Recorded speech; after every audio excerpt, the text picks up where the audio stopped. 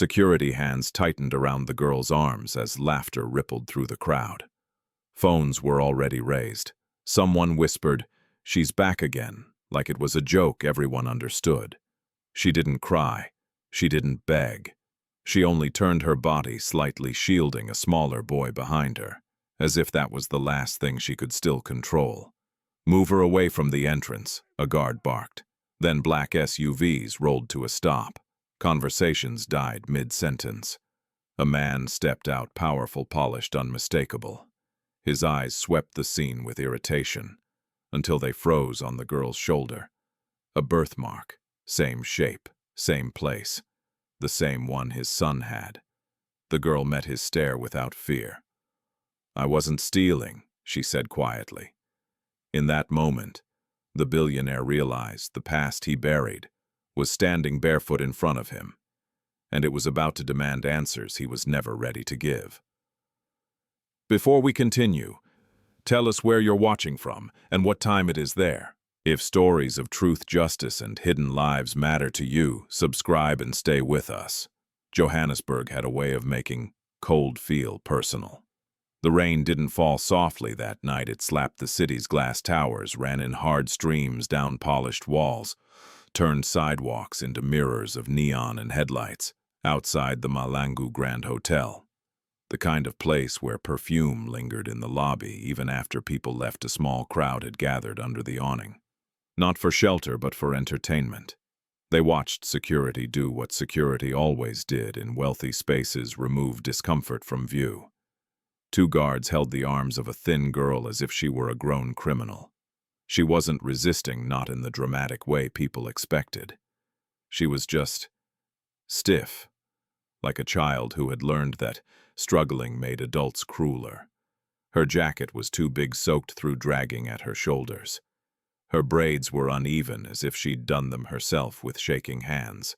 Her eyes, dark, sharp, exhausted, kept flicking toward the doorway like it was the last warm thing left in the world. "Don't touch me like that," she said, voice hoarse but steady. One guard snorted. "You want to talk now? You were begging here yesterday, too." "I wasn't begging," she snapped back. "I was waiting for what someone in the crowd called." Laughter broke out, quick and mean. Phones lifted higher, like people were afraid they might miss a good angle. The girl's gaze moved over them without pleading. If anything, she looked disgusted. Not at their clothes or their dry hair or their expensive shoes, but at the hunger in their eyes for her humiliation. Her name was Sithembile Ncube. Most of the city didn't know that. Most of the city wouldn't care.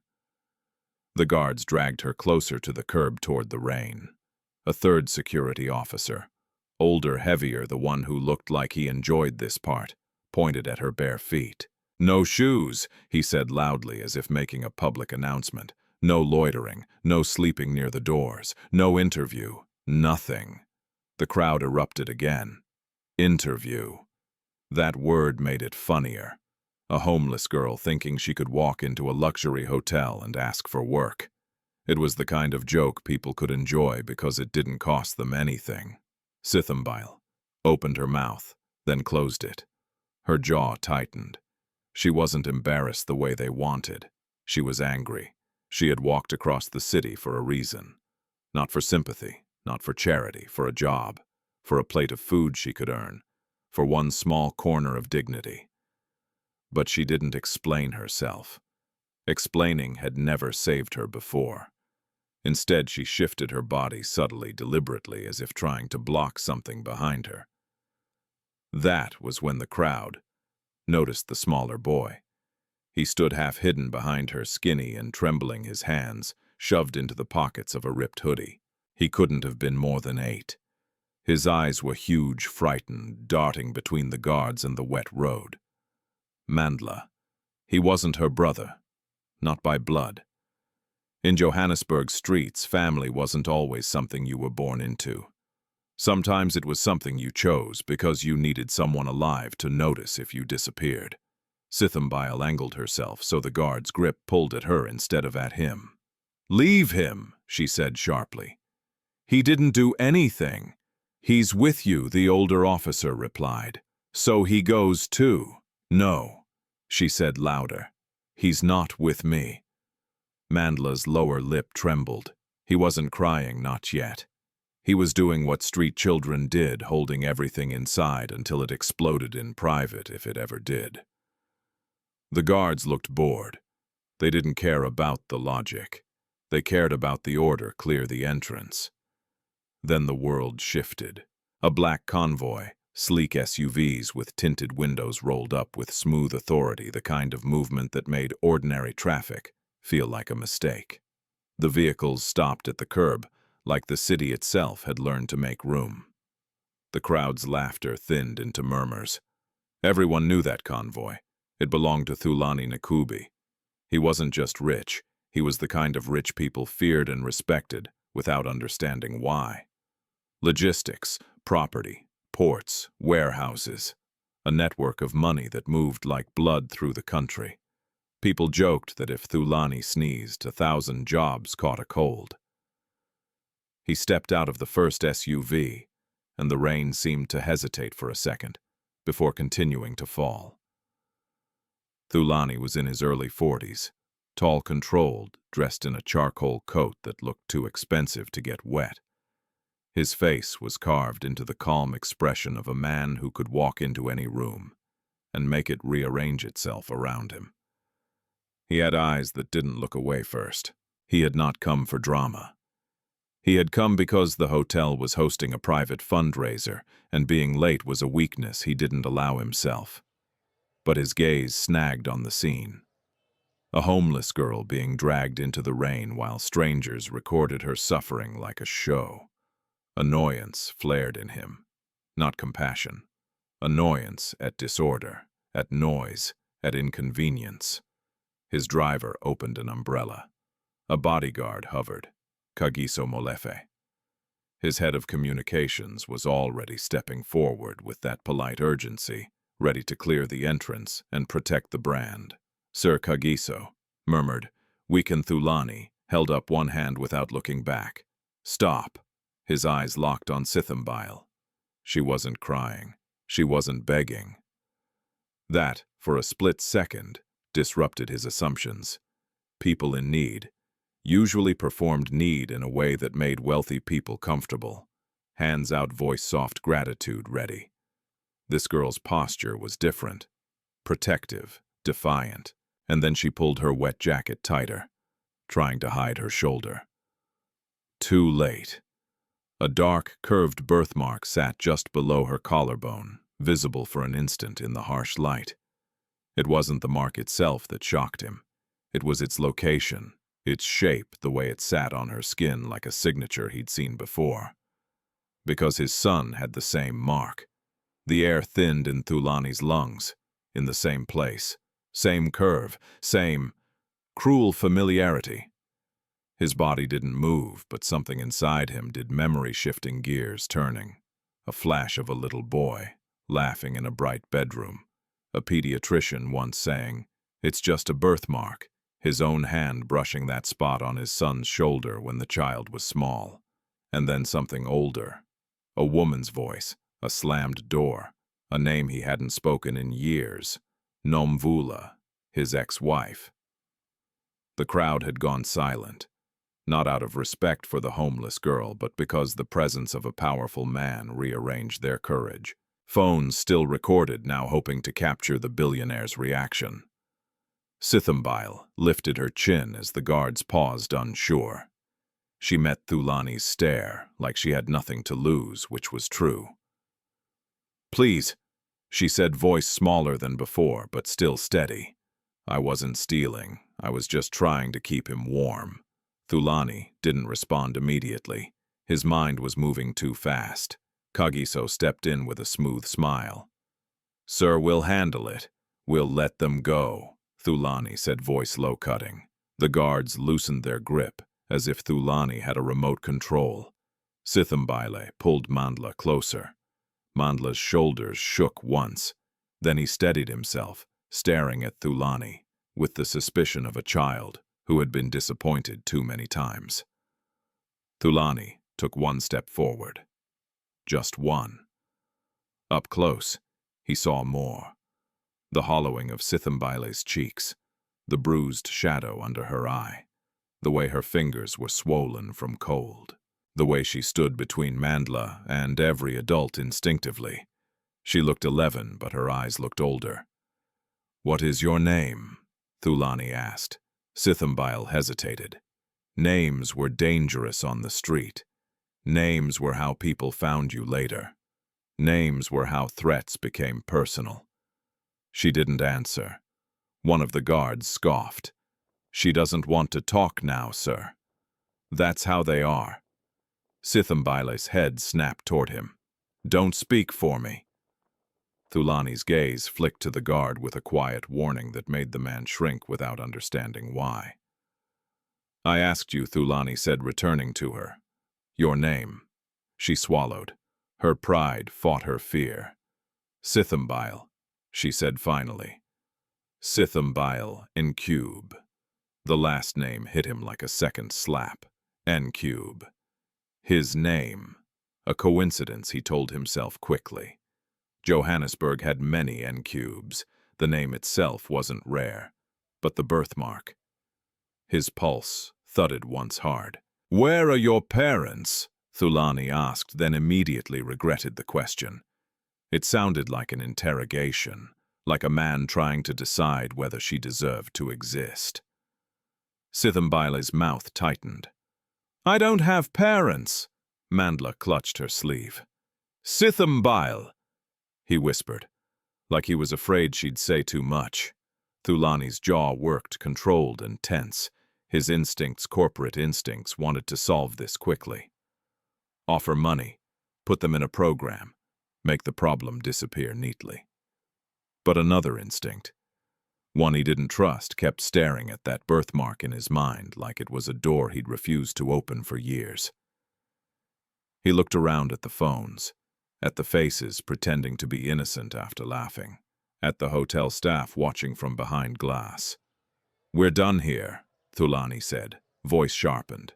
Kagiso moved immediately, stepping toward the crowd.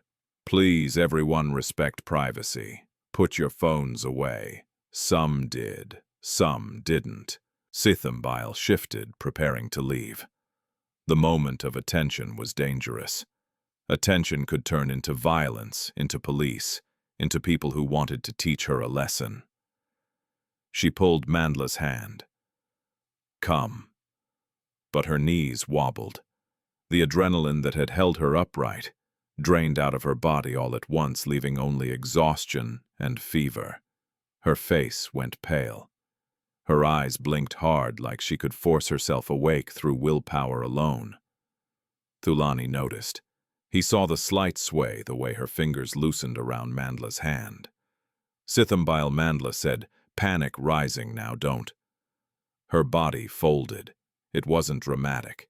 No scream, no slow-motion fall. Just a child collapsing forward onto wet pavement as if the world had finally become too heavy. Nvula cried out and dropped beside her, shaking her shoulder with both hands. "Sithembile, wake up, wake up." The crowd stepped back, suddenly uncomfortable. This wasn't funny anymore. This looked real. Thulani's bodyguard started forward automatically. Thulani moved first. He crouched beside the girl, ignoring the rain soaking his coat. He touched her forehead with the back of his hand, then pulled away sharply, burning. "She's feverish," he said, voice tight. Kagiso hesitated, calculating headlines. Hospitals, homeless girl, billionaire, scandal. Thulani didn't care about the optics anymore, not in this moment. "Get the car," he ordered. "Now." Nvula looked up at him, eyes wet with fear and mistrust. "Don't take her," he pleaded. "Please, people take us and we don't come back." Thulani's throat tightened. He didn't like begging, but this wasn't manipulation. It was terror. "I'm not taking her," Thulani said, choosing his words carefully. "I'm taking her to a hospital. You can come." Nvula hesitated. Trust was expensive on the street. But Sithembile didn't wake.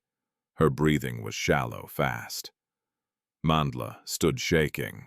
He nodded once like a soldier making a decision. Thulani's men lifted Sithembile carefully, as if suddenly aware she was fragile human. Her head rolled slightly against the bodyguard's shoulder, her wet braids sticking to her cheek. The birthmark flashed again beneath the torn collar. Thulani watched it, and the world felt unreal. Because somewhere behind that mark was a truth he had buried under money lawyers and years of silence, and now that truth was being carried into his car like a storm, he could no longer outrun. As the convoy pulled away from the hotel and into the rain-drenched city, Mandla sat pressed against the door, watching Sithembile's face like he could keep her alive with his eyes. Thulani sat opposite them, hands clenched, gaze fixed on the girl he could not stop seeing as a question. A homeless child with his son's birthmark, a surname that matched his, and a past that had never truly stayed buried. Johannesburg's lights smeared across the windows as the car sped toward the hospital, toward answers, toward danger, toward a collision Thulani Ncube had not planned for. But some stories didn't ask permission before they began. The hospital smelled like antiseptic and damp coats. Fluorescent lights hummed overhead as nurses moved with practiced urgency, wheels squeaking softly on tiled floors. Johannesburg General was never quiet, not even at night, but there was a different kind of noise here. The sound of people waiting, of fear contained behind folded arms and clenched jaws. Sithembile lay on a narrow bed in the emergency ward, her small body swallowed by white sheets. An IV line ran into her arm. Her breathing was still shallow but steadier now. The fever hadn't broken yet, the doctor said, but it had stopped climbing. Thulani Ncube stood a few steps away, hands in his coat pockets, staring at the heart monitor, like it might accuse him of something. "This child is severely malnourished," the doctor continued, adjusting his glasses. "She's been sick for days, possibly weeks. Pneumonia is a concern. We'll know more after the x-rays. And—" Thulani prompted, his voice calm but stretched thin. "And she's lucky," the doctor said simply. "Another night in the rain and it might have been too late." Lucky. The word landed wrong. Thulani nodded once and turned away before the doctor could say anything else. He walked toward the glass partition separating the ward from the corridor, stopping just short of touching it. Behind him, Mandla sat rigid in a plastic chair, feet not reaching the floor. He hadn't moved since they arrived. His eyes followed every nurse, every beep of a machine, every shift in Sithembile's chest. Fear had locked him in place. A social worker approached with a clipboard, her expression careful. "Sir, we'll need some information. Guardianship, consent." Thulani didn't answer immediately. Guardianship. The word echoed. "I'll handle it," he said finally. "She's under my care tonight." The woman hesitated, then nodded. Men like Thulani Ncube did not get questioned often. As she walked away, Thulani's gaze drifted back to the bed. The birthmark was visible again. The nurses had cut away Sithembile's jacket and damp shirt. The thin hospital gown slipped slightly on her shoulder, revealing the dark curved mark just below her collarbone. It was unmistakable now, no shadow, no trick of light. The same mark, the same place. His chest tightened as memory surged forward without permission. Luthando at 4 years old, giggling as Thulani chased him around the house. Luthando at 6, complaining that the sunburn made his birthmark itchy. A pediatrician once remarking casually, "Probably hereditary. Hereditary." Thulani pressed his palm flat against the glass, grounding himself. This was coincidence, he told himself. A cruel, unsettling coincidence. South Africa had millions of children. Marks repeated, names repeated, stories overlapped without mining. But the voice in his head, the one he'd learned to silence, whispered back, "You've seen this before." Nvula's face rose in his mind, uninvited. Not as she'd looked at the end, angry, guarded, exhausted, but as she'd been before, Everything fractured. Laughing in the kitchen, humming while grading papers, the way she used to tilt her head when she was deciding whether to forgive him. Nvula Dlamini, his ex-wife, the woman who had vanished from his life like a burned page torn from a book. They had not divorced quietly. There had been lawyers' accusations, boardroom pressure disguised as concern. His family had never liked her too independent, too educated, too unwilling to shrink. When the marriage collapsed, it collapsed violently, leaving wreckage neither of them wanted to examine too closely. And then there was the night, the celebration, the thing Thulani had always told himself didn't matter. A corporate milestone, too much alcohol, a memory foggy enough to ignore. Nvula showing up unexpectedly furious, then strangely calm. An argument that blurred into something else, something he'd never been able to place cleanly. After that she was gone. She had left Johannesburg within weeks, changed numbers, ignored messages. The lawyers said she wanted nothing, no money, no contact, no children. "I took nothing from you," she had written once in a final message. "Not even what you think belongs to you." He had read that sentence 100 times and never understood it. Until now, sir. Thulani turned. Kagiso Molefe stood beside him, phone in hand, face tight with concern. "The hotel incident is already circulating online," Kagiso said quietly. "Videos, speculation. People are asking why you intervened." Thulani exhaled slowly. "I don't care." "I know," Kagiso replied, choosing his next words carefully. "But the board will. Your mother already called." That made Thulani stiffen. "Madlamini?" he asked. "Yes." "She wasn't pleased." Of course she wasn't. Thulani Ncube had built her power on appearances and silence. Problems were things you buried or erased, never things you carried into the light. She asked about the girl. Kagiso continued. "Her name, her background, and you told her nothing." Thulani said, "Not a question." Kagiso hesitated. "I said we were handling it discreetly." Thulani nodded. "Good." There was a pause. Sir Kagiso said, lowering his voice further, "If this becomes a story about a hidden child." "It's not a story," Thulani snapped sharper than he intended. Kagiso fell silent. Thulani turned back to the ward.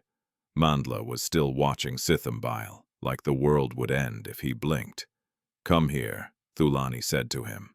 Mandla flinched instinctively, defensive, but he stood and approached slowly. "She's going to be okay," Thulani said. He wasn't sure it was true yet, but he needed it to be. Mandla swallowed. "You promise?" Thulani hesitated. Promises were dangerous.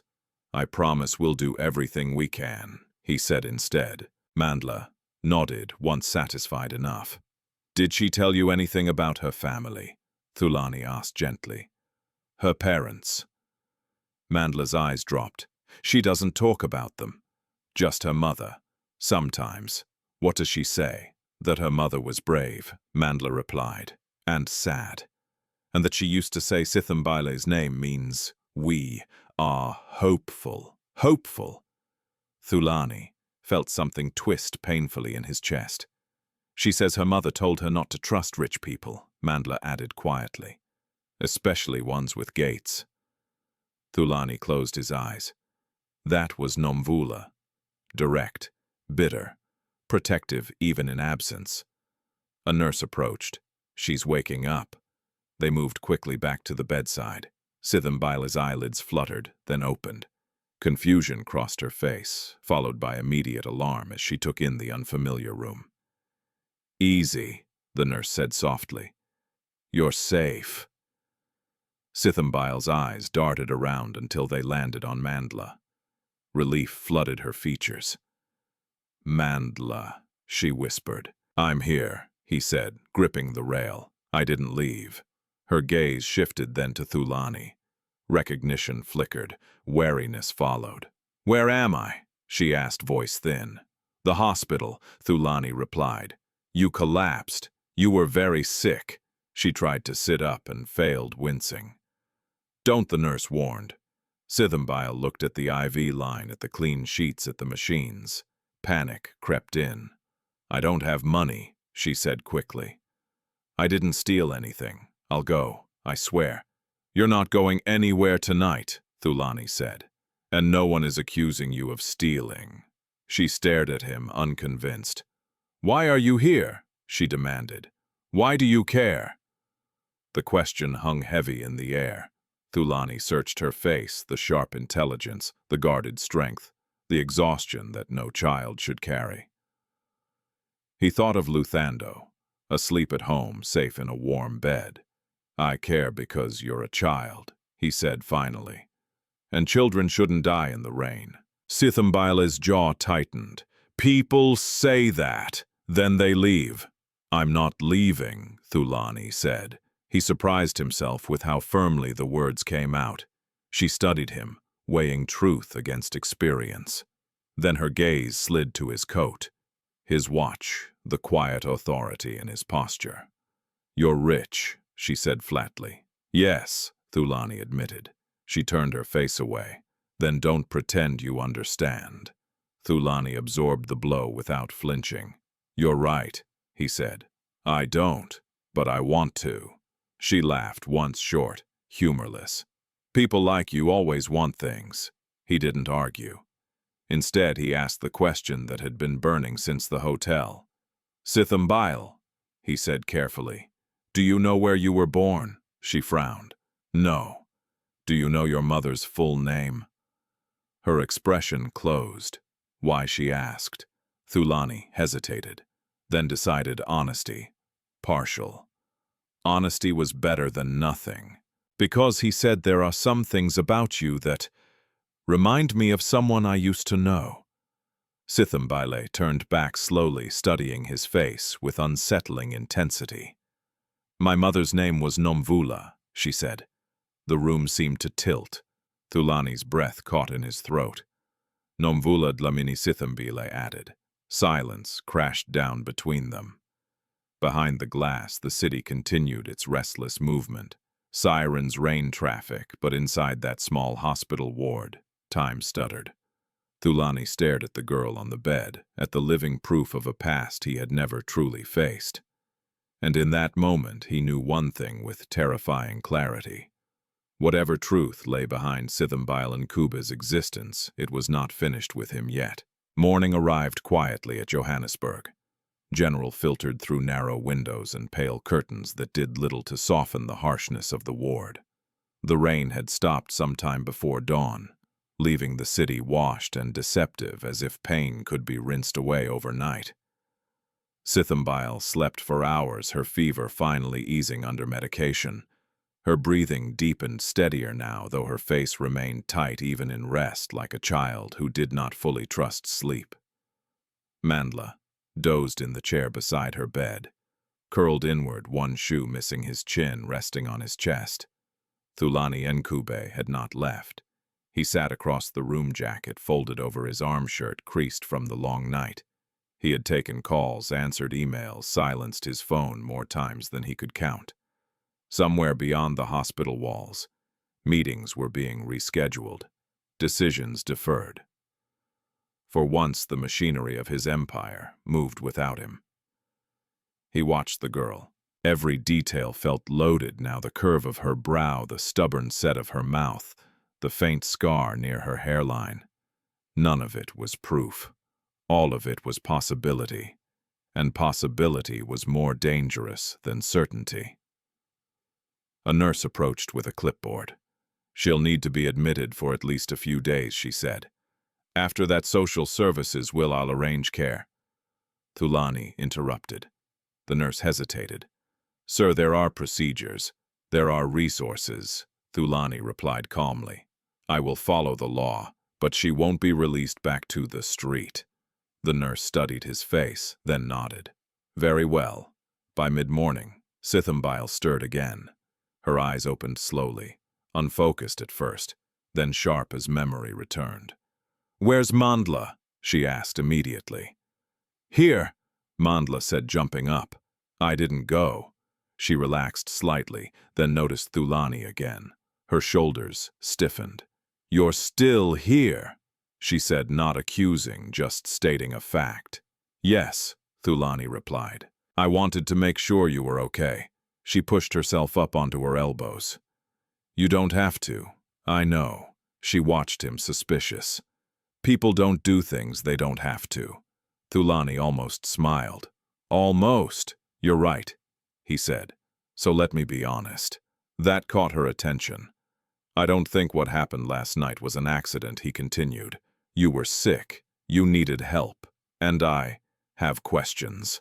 Her eyes narrowed. "About what about you?" he said. "About your mother." Silence stretched. Sithembile lay back against the pillow, staring at the ceiling. "She's dead," she said flatly. Thulani felt the words land like a blow. "You're sure she left me with someone when I was little?" Sithembile said. "A woman who said she was helping. She died. After that, there was no one." Her voice did not shake. It was practiced. This was a story she had told herself enough times to survive. "Do you know why your mother left?" Thulani asked gently. Sithembile closed her eyes. "She said she was protecting me." From whom Thulani didn't ask. He already felt the answer pressing in from all sides. Later that afternoon, arrangements were made quickly and quietly. Thulani contacted his foundation, not through the public channels, but through a private line.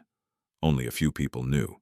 A short-term placement was secured at a residential care center, on the edge of the city, clean, regulated, discreet. Not a shelter. A temporary solution. When Thulani told Sithembile, her reaction was immediate and sharp. "No," she said. "It's safe," he replied. "You'll have food, a bed, doctors, and rules." She shot back, "and people who look at you like you're broken."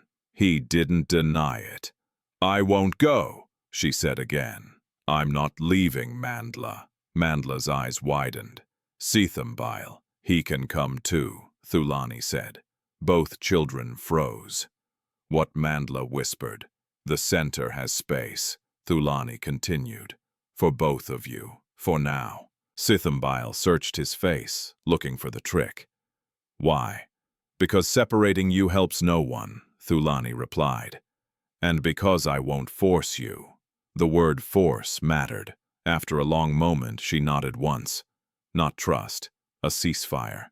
They left the hospital just before sunset. No cameras, no convoy this time, just one vehicle, one driver, no insignia. The care center sat behind a modest gate surrounded by jacaranda trees. It smelled like soap and cooking oil, not money. The staff were polite, efficient, careful not to stare. Still, Sithembile felt the weight of judgment immediately. Children watched her from the corridor, some curious, some hostile. She recognized the looks. The hierarchy of survival existed everywhere, even here. "This isn't home," she muttered. "No," Thulani agreed. "But it's a start." He did not stay long. Lingering would raise questions he wasn't ready to answer.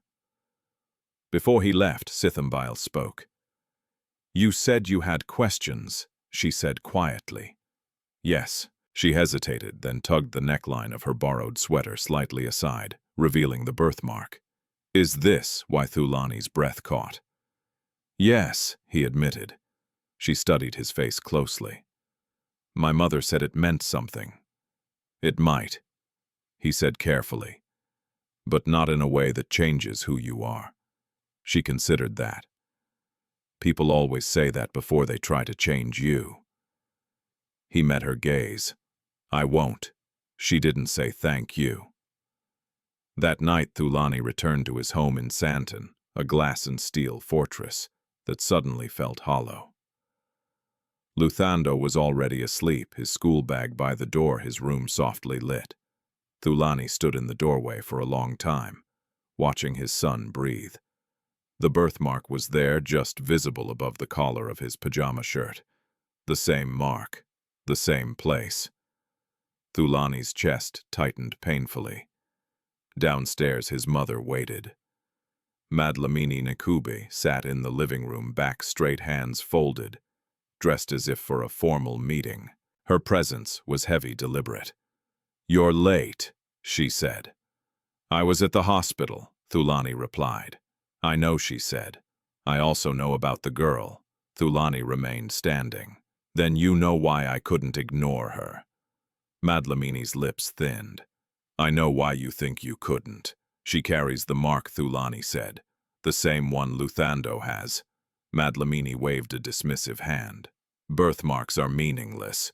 You once said they ran in the family," Thulani countered. Her eyes sharpened. "Did I?" "Yes."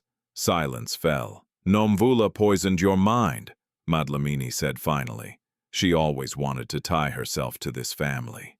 Even after the divorce, "That child is not a scheme," Thulani said, voice low. "She nearly died." Madlamini stood. "And now you want to bring chaos into this house, into your son's life." "I want the truth," Thulani said. "The truth," she repeated coldly, "is that some doors should remain closed." "Why?" he demanded. "Because what's behind them will destroy more than it heals," she replied. Thulani looked at his mother, really looked at her, and felt something fracture. "I won't bury this," he said. "Not again." Madlamini's face hardened. "Then you will regret it." She left without another word. Back at the care center, Sithembile lay awake in a clean bed that felt unfamiliar and wrong. Mandla slept on the mattress beside hers, clutching a pillow like it might vanish. Sithembile stared at the ceiling, replaying the day. The hospital, the man with the quiet authority, the way he had looked at her birthmark, not with disgust but with fear. Her mother's voice echoed in her head as it sometimes did at night. "Never go near the Ncube gates." Sithembile didn't know why that warning had mattered then, but now lying in a place she hadn't chosen, protected by a man she didn't trust. She felt the warning tighten around her heart like a knot. Because whatever the truth was, it was moving closer. And once it arrived, nothing. No gate, no money, no silence would be able to hold it back. The first article appeared online 2 days later. It wasn't dramatic. No headline screamed scandal. It was framed as curiosity, philanthropy, or something more, with a grainy photo of a black SUV parked briefly outside a residential care center on the edge of Johannesburg. The author speculated about a mystery child and praised Thulani Ncube's quiet generosity. By afternoon, the tone shifted. By evening, it was everywhere. Talk radio debated it, with the casual cruelty of people who would never meet the girl at the center of the story. Social media sharpened the edges, turning speculation into accusation. Some praised Thulani as a hero. Others sneered, asking what kind of man hid children and called it charity. At the care center, Sithembile felt the change before anyone explained it. Staff members smiled too brightly. Doors closed more often. Conversations stopped when she walked into a room. The other children, already wary, became openly hostile. "She thinks she's special," one girl muttered as Sithembile passed the dining hall. "She's just a street rat with a rich sponsor," another said louder. Sithembile kept walking. She had learned long ago that reacting gave people what they wanted. But Mandla hadn't learned that yet. He slammed his tray down. "Leave her alone." A supervisor intervened quickly, scolding Mandla for his outburst and warning him about gratitude. The word stung worse than the insults. Gratitude was the currency of controlled kindness. That evening, Sithembile sat on her bed, knees drawn to her chest, staring at the window. Outside, the jacaranda trees swayed gently, their purple blossoms scattered across the ground like bruises. "This place isn't safe," she said quietly. Mandla looked up from tying and untying his shoelaces. "It's better than the street." "For you maybe," she replied. "You're invisible." "I'm not." She was right. The center's director, Mrs. Zodwa Maseko, requested a meeting the next morning. Mrs. Maseko was a woman who spoke softly and smiled often. The kind of person who wore empathy like a uniform. Her office smelled of vanilla air freshener and freshly printed pamphlets. Framed photos lined the wall. Children hugging donors, donors shaking hands, donors smiling beside banners with hopeful slogans. "Sithembile, my dear Mrs. Mazeko," said warmly, gesturing for her to sit. "You've caused quite a stir." Sithembile remained standing. "I didn't do anything." "Of course not," Mrs. Mazeko replied quickly. "That's not what I meant, it's just that attention brings opportunity." Sithembile frowned, for whom Mrs. Maseko's smile tightened for a fraction of a second. "For all of us." She slid a paper across the desk, a consent form. "We've had inquiries, journalists, potential sponsors. They're interested in your story." "I don't have a story," Sithembile said flatly. Mrs. Maseko chuckled gently. "Everyone has a story. Yours just happens to be compelling. I don't want to talk to them." "I understand," Mrs. Maseko said, though her eyes suggested she didn't. "But cooperation would help the center tremendously. Think of how many children could benefit." Sithembile's fingers curled at her sides. "What happens if I say no?" Mrs. Maseko leaned back, folding her hands. "Then perhaps this placement isn't the right fit." The threat was quiet, polite, perfectly shaped. Sithembile left without responding. By the time Thulani heard about the meeting, it was too late. Kagiso Molefe stood in Thulani's office phone, buzzing incessantly. "We need to get ahead of this," he said. "The narrative is slipping." "The narrative," Thulani repeated coldly. "Yes," Kagiso said. "Right now it looks like you're hiding something. Or someone. If you don't clarify, others will." "I'm not putting a child on display," Thulani said. "I'm not suggesting that," Kagiso replied carefully. "I'm suggesting controlled transparency." Thulani's gaze hardened. "There is nothing transparent about exploiting a child's trauma for public reassurance." Kagiso hesitated. "Your mother called again." That made Thulani exhale sharply. "She says the board is concerned," Kagiso continued. "And that your silence is suspicious." Thulani dismissed him with a wave. Later that day, Thulani visited the care center unannounced. The atmosphere shifted the moment he arrived. Staff straightened, children stared. Mrs. Maseko rushed to greet him, concern painted carefully onto her face. "Mr. Ncube," she said warmly. "What a surprise. Where is Sithembile?" Thulani asked. Mrs. Maseko blinked. "She's resting. I'd like to see her." There was a pause, a beat too long. Thulani followed the hesitation down the corridor like a scent. He found Sithembile in the courtyard, sitting alone on a bench, arms crossed, eyes distant.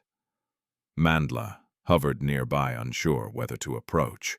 She didn't look surprised to see him. "They want me to perform," she said before he could speak. Thulani sat beside her. "I won't allow that." "You can't stop them forever," she replied. "Places like this don't help you unless you're useful." He studied her profile. "You're not an asset." She snorted softly. "Then why am I here?" The question hit harder than any accusation. "Because you matter," Thulani said. She turned to him slowly. "Do I matter because I'm a child? Or because of this?" She pulled her sweater aside just enough to reveal the birthmark. Thulani's chest tightened. "You matter because you're human," he said firmly. "The mark doesn't change that."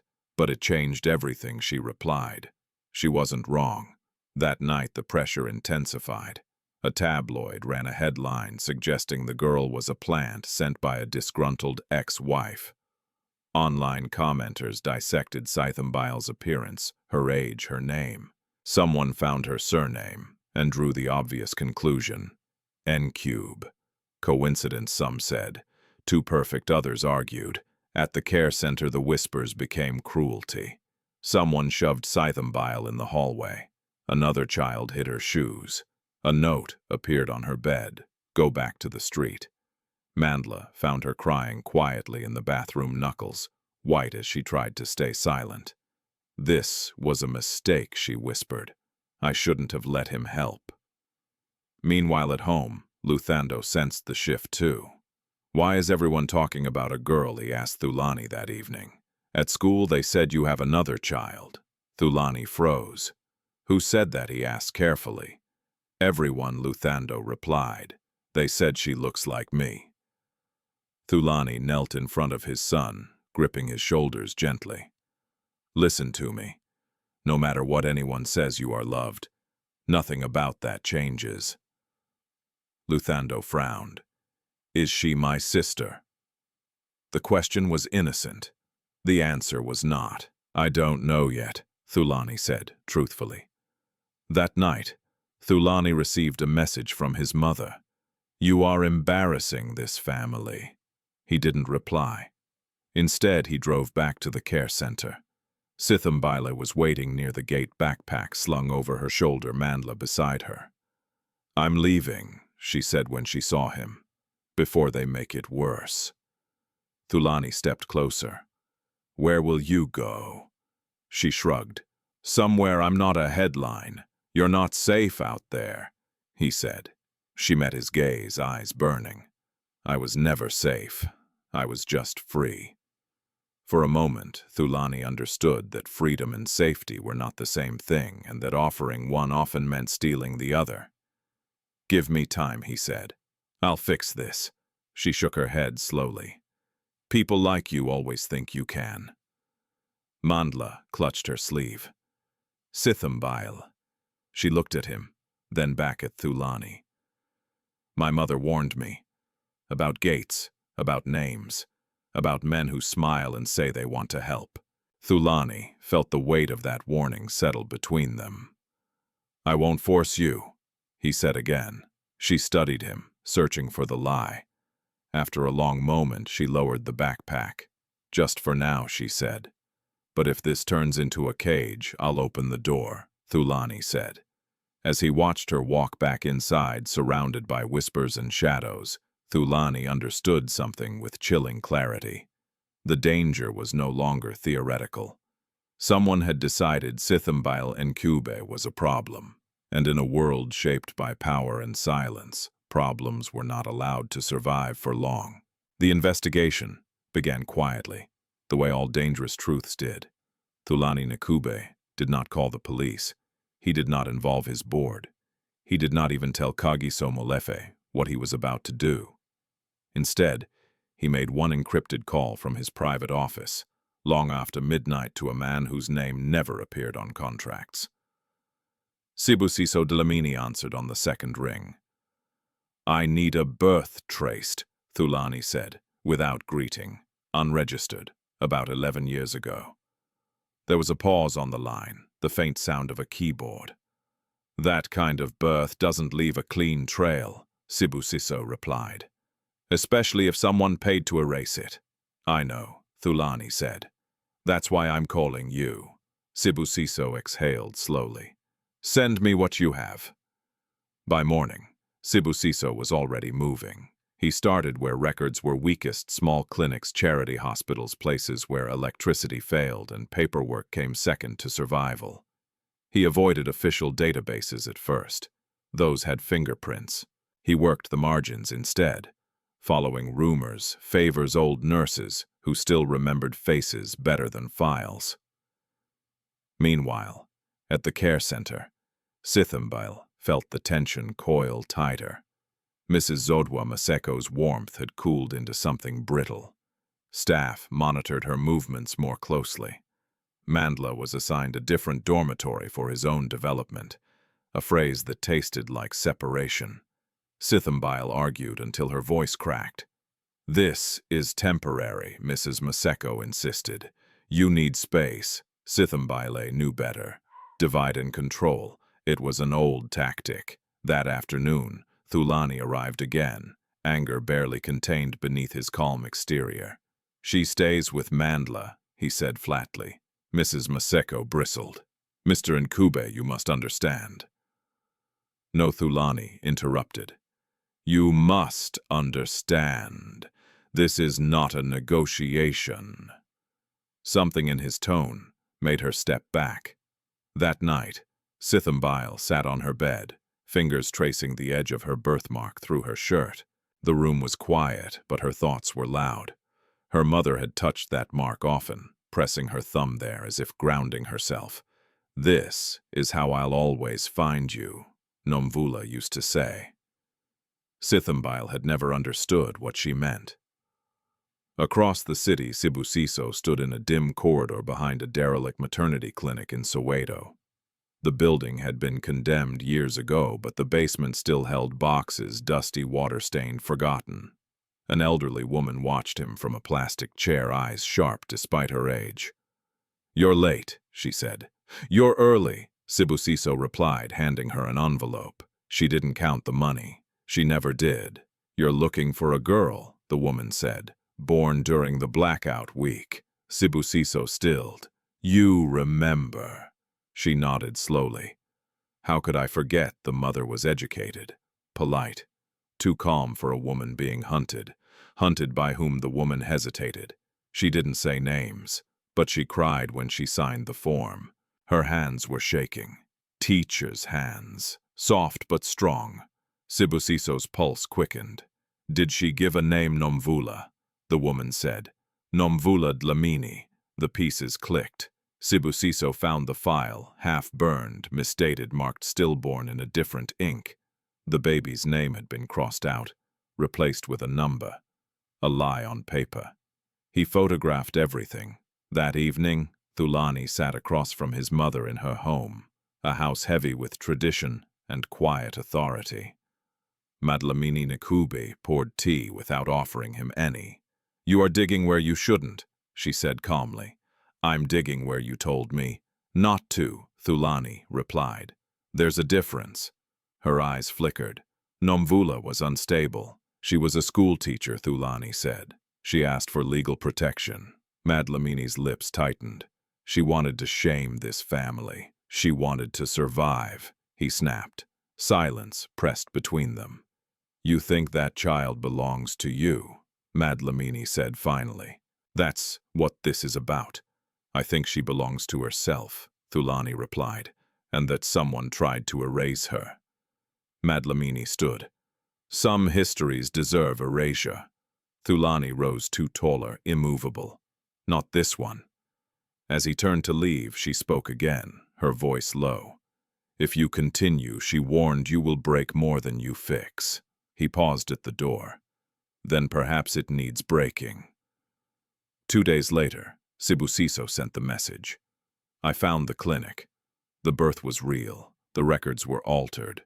Thulani's hands trembled as he read the details. A nurse's testimony, a falsified stillbirth.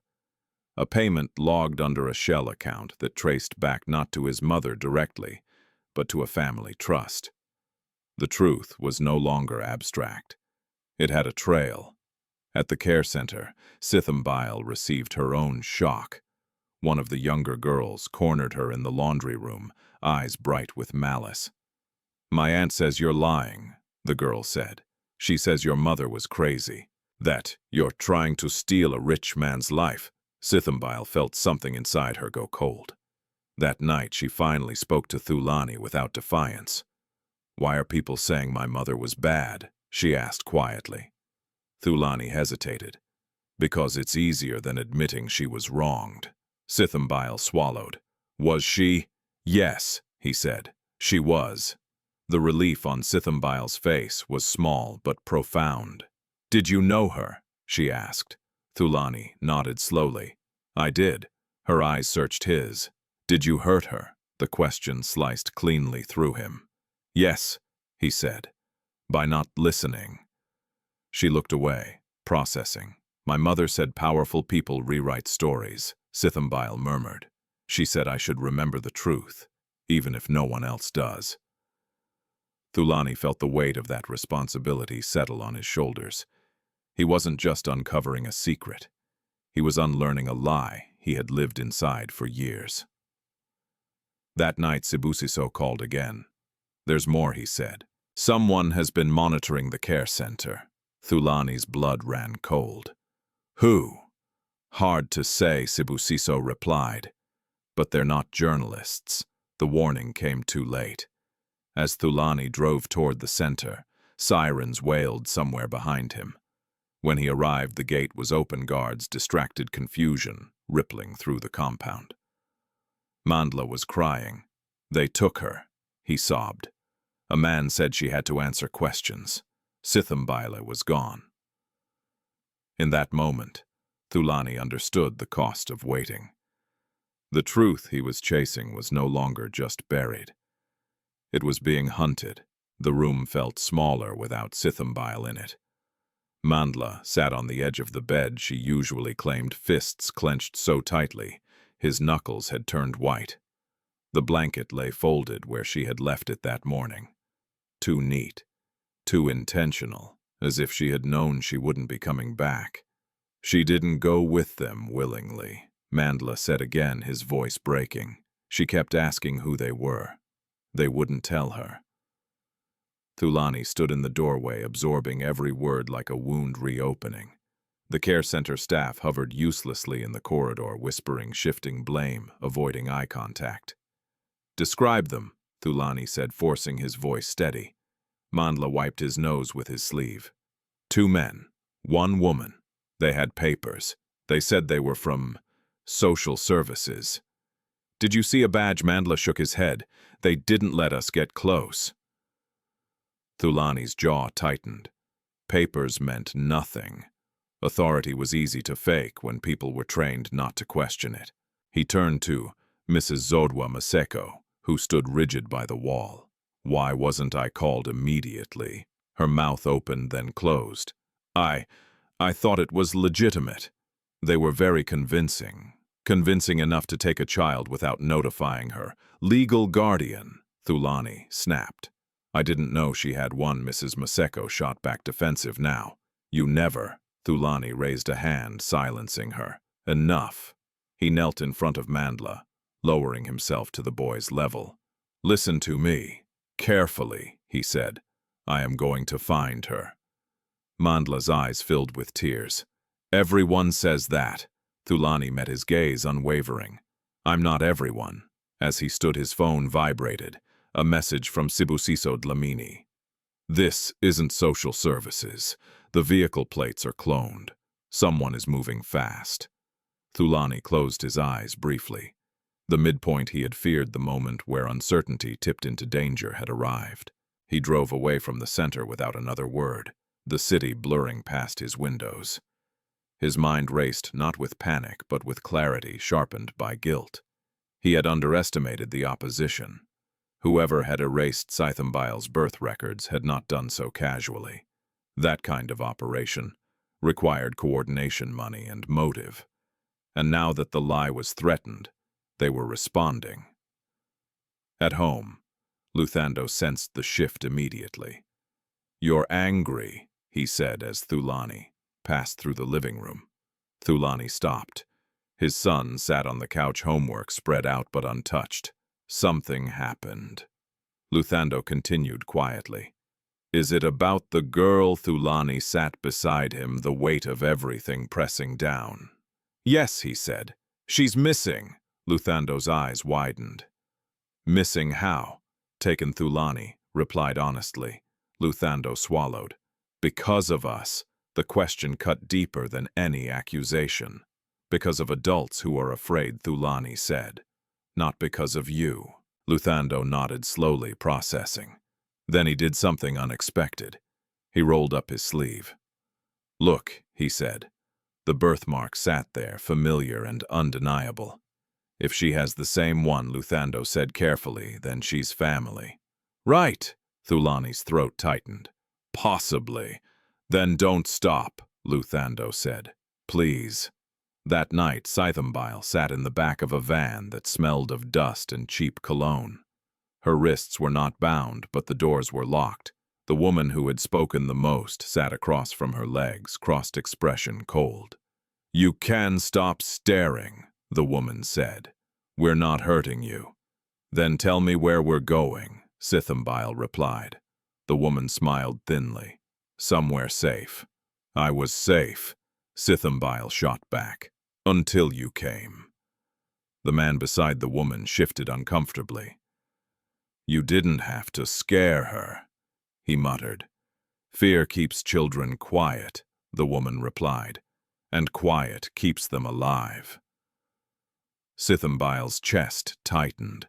"Who sent you?" The woman studied her for a long moment. "Your mother made enemies." Sithembile froze. "My mother is dead. That's what you were told," the woman said, lightly. The words hit like a blow. "What does that mean?" Sithembile demanded. The woman didn't answer. Hours later, the van stopped at a nondescript building on the outskirts of the city. Sithembile was ushered inside through a maze of corridors that smelled of disinfectant and secrets. She was placed in a small room with a bed and a single barred window. No locks on the inside, which scared her more. Back in Johannesburg, Thulani convened a meeting that was never meant to exist. Sibusiso Dlamini arrived first, dropping a folder thick with photos and timelines. Then advocate Nandi Kumalo joined via secure video call, her face grave. "This isn't just about a child," Nandi said. "It's about a pattern." She pulled up documents, complaints filed years ago by women connected to powerful families. Silenced, discredited, vanished. Nvula Dlamini's name appeared again and again, always adjacent to sealed files. She tried to expose something, Nandi continued. Not just personal abuse, financial crimes, shell companies, trust manipulation. Thulani's blood ran cold. "My family." "Yes," Nandi said. "And someone doesn't want the past reopened." Sibusiso leaned forward. "The van's route suggests a holding location. Not permanent. They're stalling." "For what?" Thulani asked. "For leverage," Sibusiso replied. Thulani stood abruptly. "Then we don't stall." He moved with precision.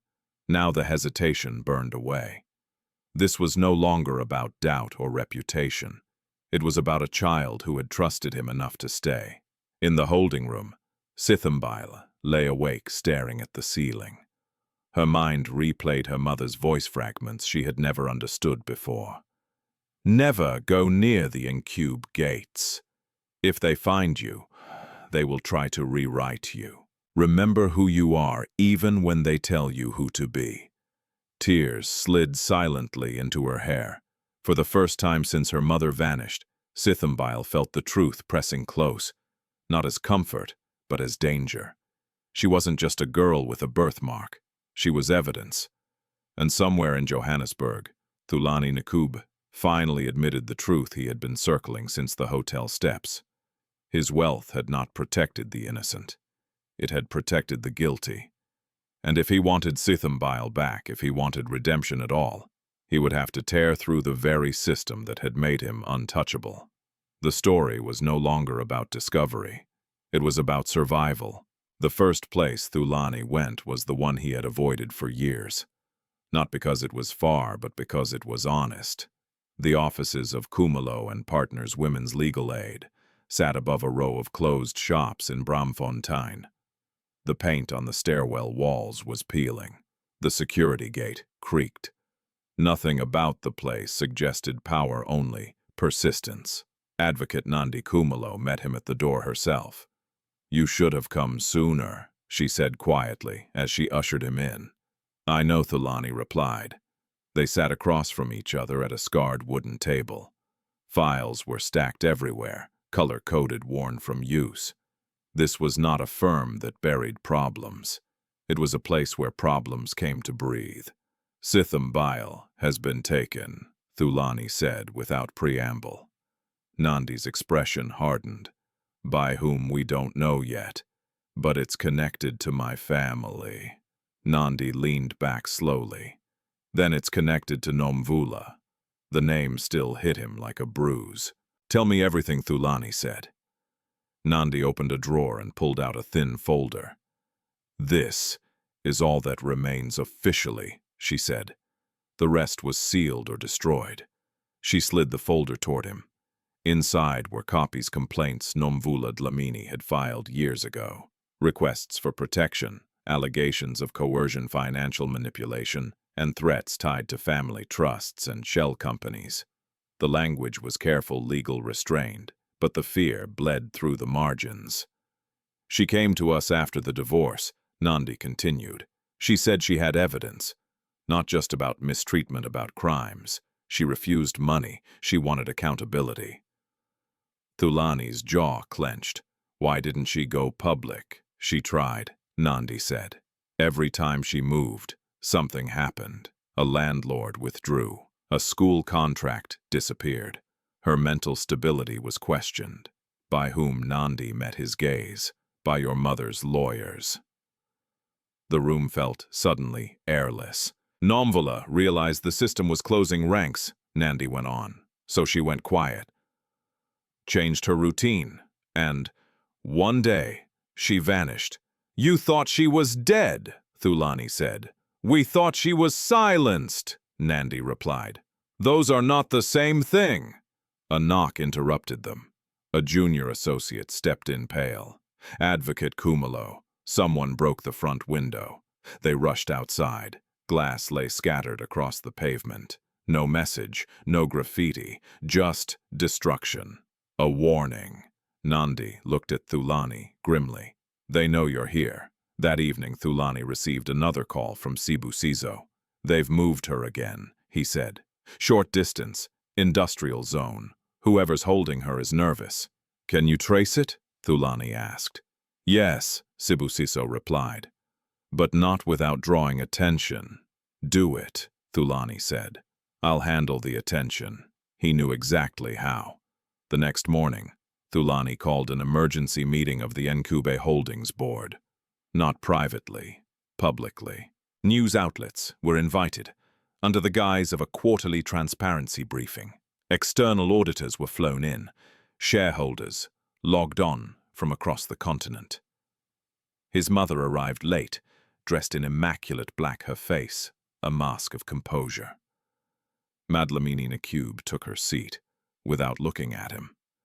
When the meeting began, Thulani stood at the head of the table and did something he had never done before. He spoke without notes.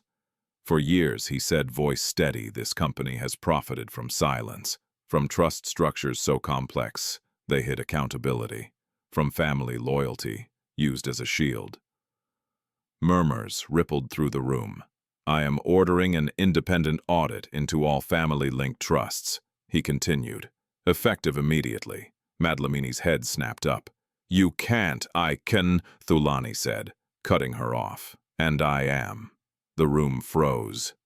This is reckless, one board member protested. This is overdue, Thulani replied. Outside the city, Sithembile sat in the back of another vehicle, exhaustion weighing her limbs. The woman who had spoken to her before was quieter, now tense. You shouldn't have drawn attention, the woman muttered. I didn't, Sithembile replied. I existed. The woman glanced at her sharply, then away. They stopped near a warehouse district. Sithembile recognized the smell oil rust chemicals. She was led into a building where fluorescent lights buzzed overhead. Inside, a man waited. He was older, broad-shouldered, his expression carefully neutral. Sithembile Ncube, he said. You've caused trouble. She lifted her chin. I didn't ask to. He studied her closely. His eyes flicked to her shoulder. The mark, he murmured. Just like the boy. Her stomach twisted. You know about him. Of course, the man said. Everything connected to that family concerns us. Who are you? She demanded. The man smiled thinly. Someone cleaning up loose ends. Back in Johannesburg, the board meeting was spiraling. Documents appeared on screens, financial trails leading to shell companies, payments disguised as legal settlements, hush funds. One name appeared again and again. Thulani Ncube, Thulani's uncle, the quiet power behind the board. Phones began to buzz across the room. Madlamini stood abruptly. This is an ambush. No, Thulani said. This is sunlight. At the warehouse, Sithembile was placed in a chair. No restraints, no shouting. Your mother was stubborn, the man said calmly. She refused to disappear quietly. "She protected me," Sithembile replied. "She endangered you," he countered. She shook her head. "You're afraid." The man's jaw tightened. "Yes," he admitted, "because children grow up, and truth has a way of finding microphones." He leaned closer. "We can still fix this. You vanish. We provide for you. Education, a new name." Sithembile laughed softly, bitterly. "You sound just like them." "Like who?" "Like people who think money can replace a mother," she said. The man straightened. "Think carefully." "I have," Sithembile replied. "My whole life." Back at the meeting, Thulani's phone vibrated. A location ping from Sibusiso. He excused himself mid-argument and stepped into the hallway. "They're holding her in an old logistics warehouse," Sibusiso said. "We have eyes on it." Thulani closed his eyes briefly. "I'm coming." "You shouldn't," Sibusiso warned. "This could get violent." "Then call the police," Thulani said, "and tell them everything." Sibusiso hesitated. "That will implicate your family." "Yes," Thulani said, "that's the point." At the warehouse, the man's patience wore thin. "You don't understand the scale of what your mother disrupted," he said. "She thought one recording could bring everything down." "Did it?" Sithembile asked quietly. The man didn't answer. Sirens wailed in the distance. His head snapped up. "What did you do?" Sithembile met his gaze. "I remembered who I am." Doors burst open moments later. Police flooded the space. The man backed away, hands raised, fury etched into his face. As officers secured the room, Sithembile's knees gave out. She sank to the floor, shaking not from fear but from the sudden release of it. Thulani arrived minutes later, breathless, rain-soaked, despite the clear sky. When he saw her alive, unbroken, his chest ached. Sithembile looked up at him. "You came," she said simply. "Yes," he replied, kneeling beside her. "I should have sooner." She studied his face, then nodded once. Far away in a quiet safe house under protection, Nvula Dlamini listened to a news broadcast about the Ncube Holdings audit and closed her eyes. The past she had buried was stirring, and she knew it was only a matter of time before she would have to step back into the light. The charity gala was meant to be flawless.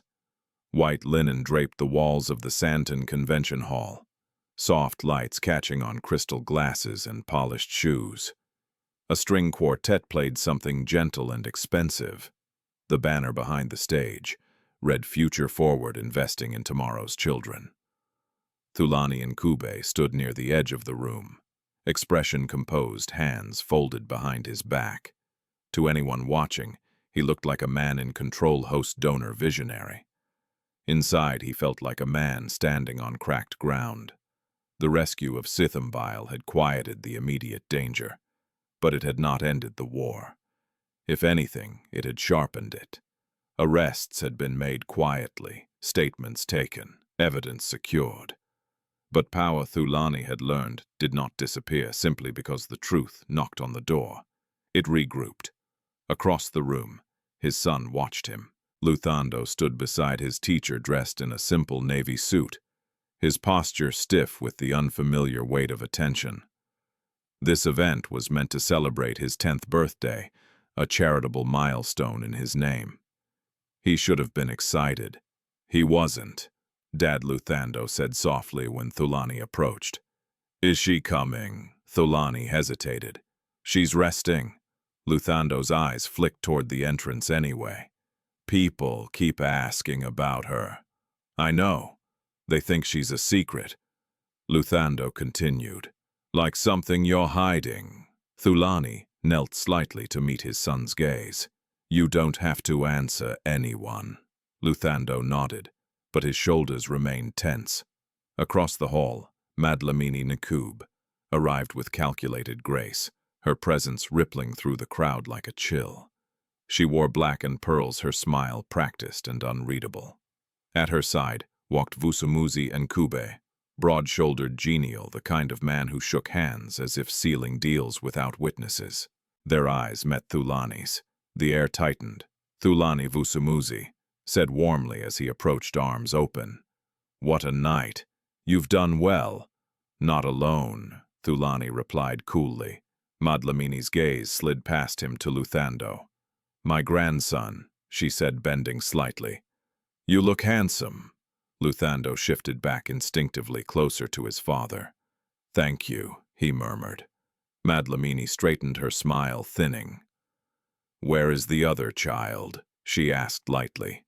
"The one everyone's whispering about." Thulani didn't answer. The murmurs grew louder as the program began. Cameras flashed. The host took the stage, praising generosity, vision, legacy. Then the doors opened. Sithembile stepped inside. She wore a simple cream dress borrowed from a social worker's daughter. Her hair was neatly braided. She looked painfully out of place among the silk and diamonds, and impossibly brave. The room stilled. Phones rose like instinct. Thulani's breath caught. "What are you doing?" he whispered, moving toward her.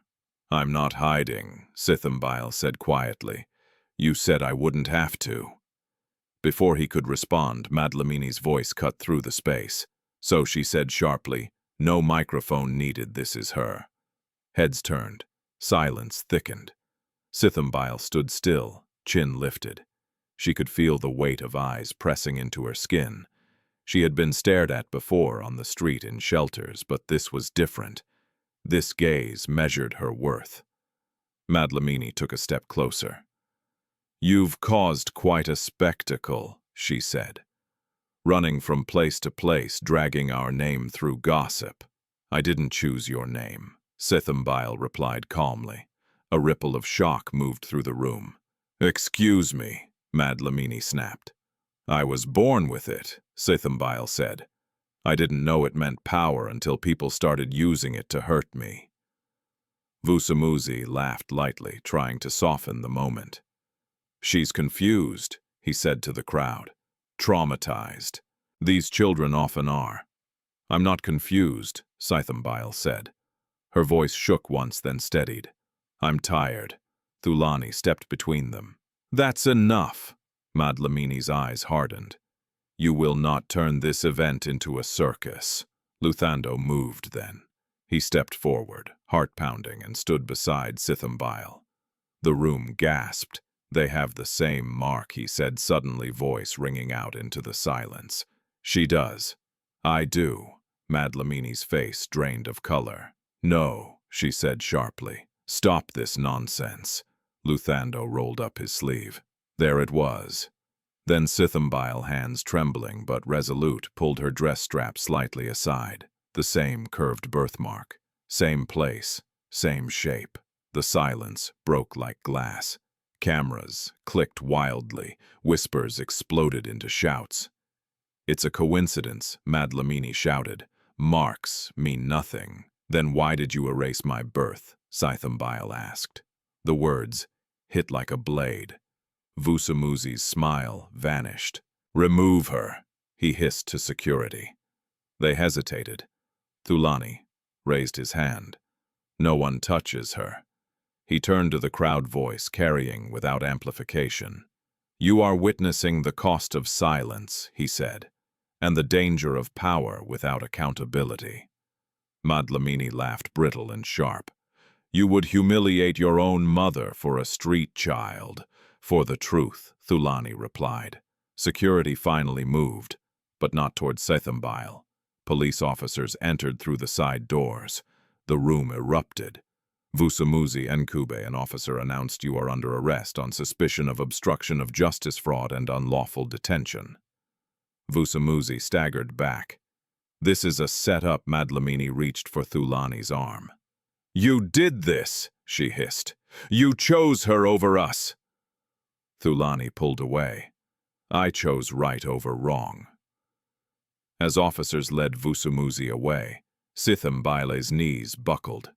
Luthando caught her, holding her upright with both arms shaking. "I'm here," he whispered. "I've got you." She pressed her forehead briefly to his shoulder, overwhelmed. Later, in a quiet hallway away from the cameras, Sithembile sat on a bench, hands clenched in her lap. The adrenaline drained, leaving only exhaustion and fear. "What if they hate me now?" she asked softly. Thulani sat beside her. "Some will," she nodded. "That's okay." He studied her face.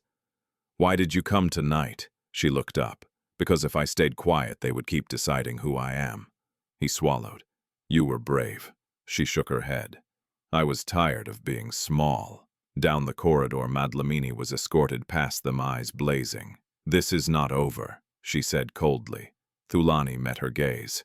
"It is." As the doors closed behind her, Thulani felt the weight of generations shift. The truth had not healed anything yet, but it had been spoken, and once spoken, it could no longer be buried. The morning after the gala arrived with no relief. Johannesburg woke to headlines that pulsed across phones, radios, and television screens like an exposed nerve. The images were everywhere: Sithembile, standing under chandeliers too large for her world. Luthando lifting his sleeve, the birthmark captured in unforgiving clarity. Thulani Ncube being led away by police. Madlamini's face frozen between rage and disbelief. Some called it justice. Others called it betrayal. Thulani Ncube sat alone in his office as the city argued about his family. The floor-to-ceiling windows reflected a man he barely recognized. Eyes rimmed with exhaustion, jaw set in a way that spoke of resolve rather than pride. Kagiso Molefe stood across from him, tablet in hand, voice tight. "We've lost 2 minor investors already. 3 more are reviewing their positions." "Let them," Thulani said. "This could destabilize the company," Kagiso pressed. "If you don't make a statement, I've made one," Thulani replied. "By telling the truth," Kagiso sighed. "Your mother's lawyers filed an injunction last night. They're claiming defamation and emotional distress." Thulani nodded. "Expected." "There's more," Kagiso added reluctantly. Security picked up chatter. "People loyal to your uncle aren't finished." Thulani's gaze sharpened. "Define not finished." "Threats," Kagiso said. "And movement." Across the city, in a small, safe apartment arranged by advocate Nandi Kumulo, Sithembile sat at the kitchen table, fingers wrapped around a mug she hadn't touched. The walls were bare. The silence felt too clean. Mandla paced the narrow room. "They're talking about you on the radio," he said. "They keep saying your name." "I know," Sithembile replied softly. She had expected fear. What she hadn't expected was grief. Grief for the life she had lived unseen, for the version of herself that had survived by being forgettable. That girl was gone now, dragged into the light whether she wanted it or not. A knock at the door made her flinch. 2 security officers stepped inside, scanning the room. "Time to move," one said. "Just in case. Move where Mandla demanded. Somewhere safer." Sithembile stood slowly. "Are we prisoners?" The officer hesitated. "No, but there are people who would like you quiet." The words landed heavy. As they were escorted downstairs, Sithembile's phone buzzed a number she didn't recognize. She answered anyway. "Sithembile," a woman's voice said, softly. "It's Nandi Kumulo. I need you to listen carefully." Sithembile pressed the phone closer. "I'm listening. Your grandmother Madlamini is not the only one with reach," Nandi continued. "There are men who benefited from the silence your mother tried to break. They're panicking." "Are they coming for me?" Sithembile asked. "Yes," Nandi said, "but not the way you think." That afternoon, Thulani received the call he had been dreading. It came from an unlisted number. "You've made this very complicated," a male voice said calmly. "Who is this?" Thulani asked. "Someone who prefers things to stay orderly," the voice replied. "Your uncle kept things tidy. You're unraveling them. If you're calling to threaten me—" "No," the man interrupted. "I'm calling to offer a solution." Thulani leaned back in his chair. "I'm not interested. You should be," the man said. "The girl is inconvenient. She brings questions, and questions bring audits. Audits bring collapse. You're describing accountability," Thulani said. "I'm describing damage," the man replied coolly. "To your company, to your son, to her." Thulani's blood ran cold. "What do you want, Distance?" the man said. "Send the girl away, abroad, quietly. We'll fund it. Education, new identity. She lives comfortably unseen." Thulani closed his eyes. "You think you're offering mercy," he said. "You're offering erasure." The line went silent for a beat. "Think carefully," the man said at last. "Because if you refuse, others will make choices for you." The call ended. That night Thulani sat with Luthando in his son's room, the glow of a bedside lamp, softening the edges of the day.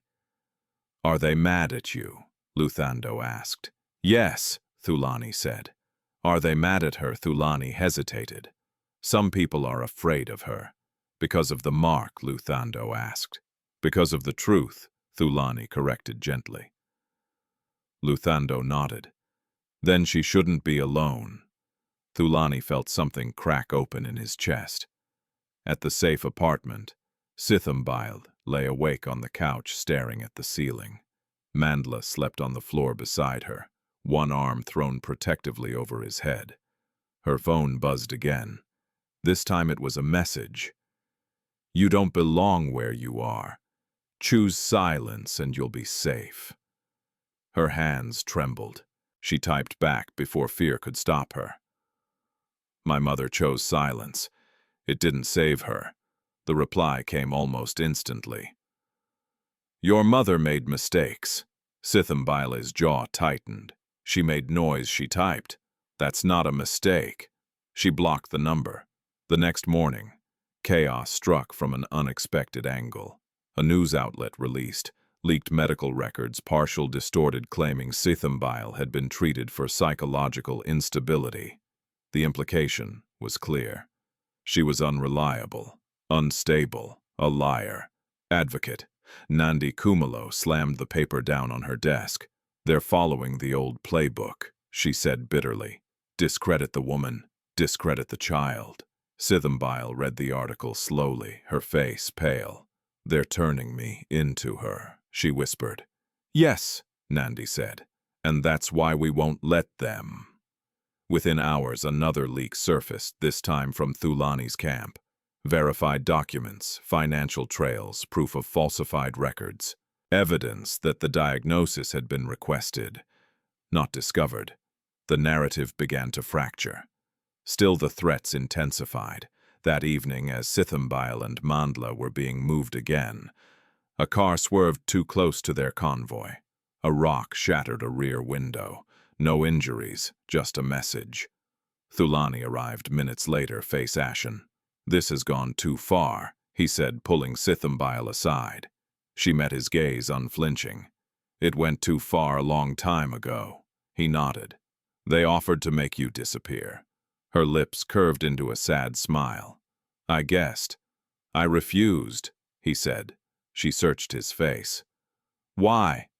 "Because disappearing you would finish what they started," Thulani replied. "And because I won't teach my son that comfort matters more than courage." Sithembile looked away, overwhelmed. "What do you want?" he asked softly. "Not what you think you should want. What you want." She thought of the street, of her mother's voice, of the mark that had become a target. "I want Nvula safe," she said. "I want my mother's name cleared, and I want to stop running." Thulani nodded. "Then we do this properly." "How?" she asked. "By telling the rest of the truth," he replied. "Publicly, legally, completely." Fear flickered across her face. "That will make it worse, before it gets better," he said. She closed her eyes, breathing deeply. "My mother said healing hurts first," she murmured. Thulani placed a hand over his heart. She was right. As night fell over, Johannesburg forces moved on all sides. Lawyers, journalists, fixers, frightened men with too much to lose. But for the first time since the birthmark had been seen under hotel lights, the direction was clear. The story was no longer about whether Sithembile Ncube belonged. It was about whether the truth would be allowed to stay. The night Johannesburg turned against them was quiet. No sirens, no breaking glass. Just a stillness so complete it made Sithembile's skin prickle. The safe-house lights hummed softly, casting long shadows along the hallway. Nvula slept fitfully on the couch, shoes still on, as if he were afraid that rest might be stolen. Sithembile sat at the table, tracing circles on the wood with her finger. She had learned the rhythm of fear, how it arrived early, how it pretended to be calm, before it asked for something in return. Her phone buzzed. This time the message wasn't veiled. Last warning, you speak again and the boy disappears. Her breath caught. She didn't scream, she didn't cry. She stood, walked to the couch and placed her hand lightly on Nvula's shoulder. He stirred, eyes snapping open. What he whispered. Nothing, she said softly. Go back to sleep. She stepped into the bathroom and locked the door, pressing her forehead against the cool tile. The threat was precise. It knew where to cut. Across the city, Thulani Ncube paced his study tie, discarded sleeves rolled up.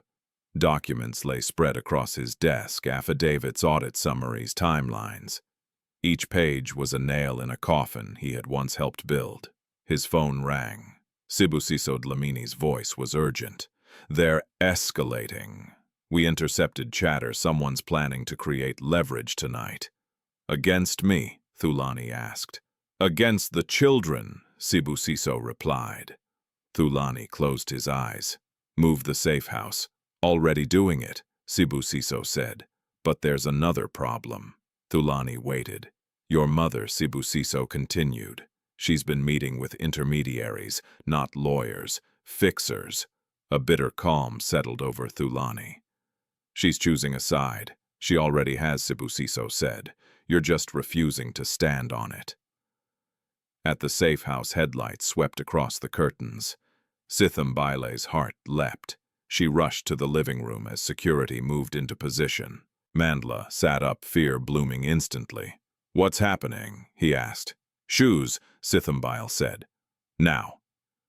The front door opened and Advocate Nandi Kumalo stepped inside, rain-speckled and grim. We're moving, she said. Immediately. Why? Nvula asked. Nandi looked at Sithembile. Because they're done pretending. They left through the back stairwell, slipping into a different vehicle than the one parked out front.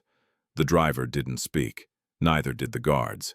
10 minutes later, the first car exploded. The blast echoed across the block, controlled, targeted, meant to terrify rather than kill. Flames licked the night sky. Sirens wailed belatedly. Sithembile stared through the rear window, shaking. That was for us. Yes, Nandi said quietly, and now it's evidence. At dawn, Thulani stood outside the burned-out shell of the car, ash settling on his shoes. Police cordoned off the area. Cameras arrived. Questions followed. This time Thulani didn't deflect. He stepped in front of the microphones. Enough, he said. The city leaned in. My family's power has been used to silence people, Thulani continued, including a woman who tried to tell the truth, including a child who refused to disappear. Reporters shouted questions. He raised a hand. I am filing sworn testimony today, he said, naming names, submitting evidence, cooperating fully with law enforcement. Gasps rippled. Are you accusing your own mother? Someone yelled. Thulani's jaw tightened. I am accusing anyone who broke the law.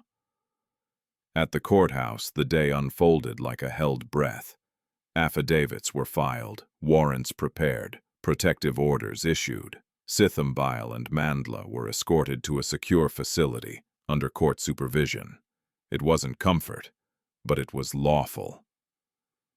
Inside a quiet chamber, Sithembile sat across from Nandi, hands clasped. They'll say I'm unstable, Sithembile said. They did it to my mother. They tried. Nandi replied. But this time we have corroboration. Financial trails, witnesses, and you. Sithembile swallowed. What if I'm not enough? Nandi met her gaze. You're not alone. Across the hall, Thulani spoke with prosecutors, answering questions without evasion. Each answer stripped something from him: pride, protection, the illusion of control. When he finished, he found Sithembile sitting alone on a bench, eyes rimmed red but dry. I'm sorry, he said, for the danger, for the delay. She nodded.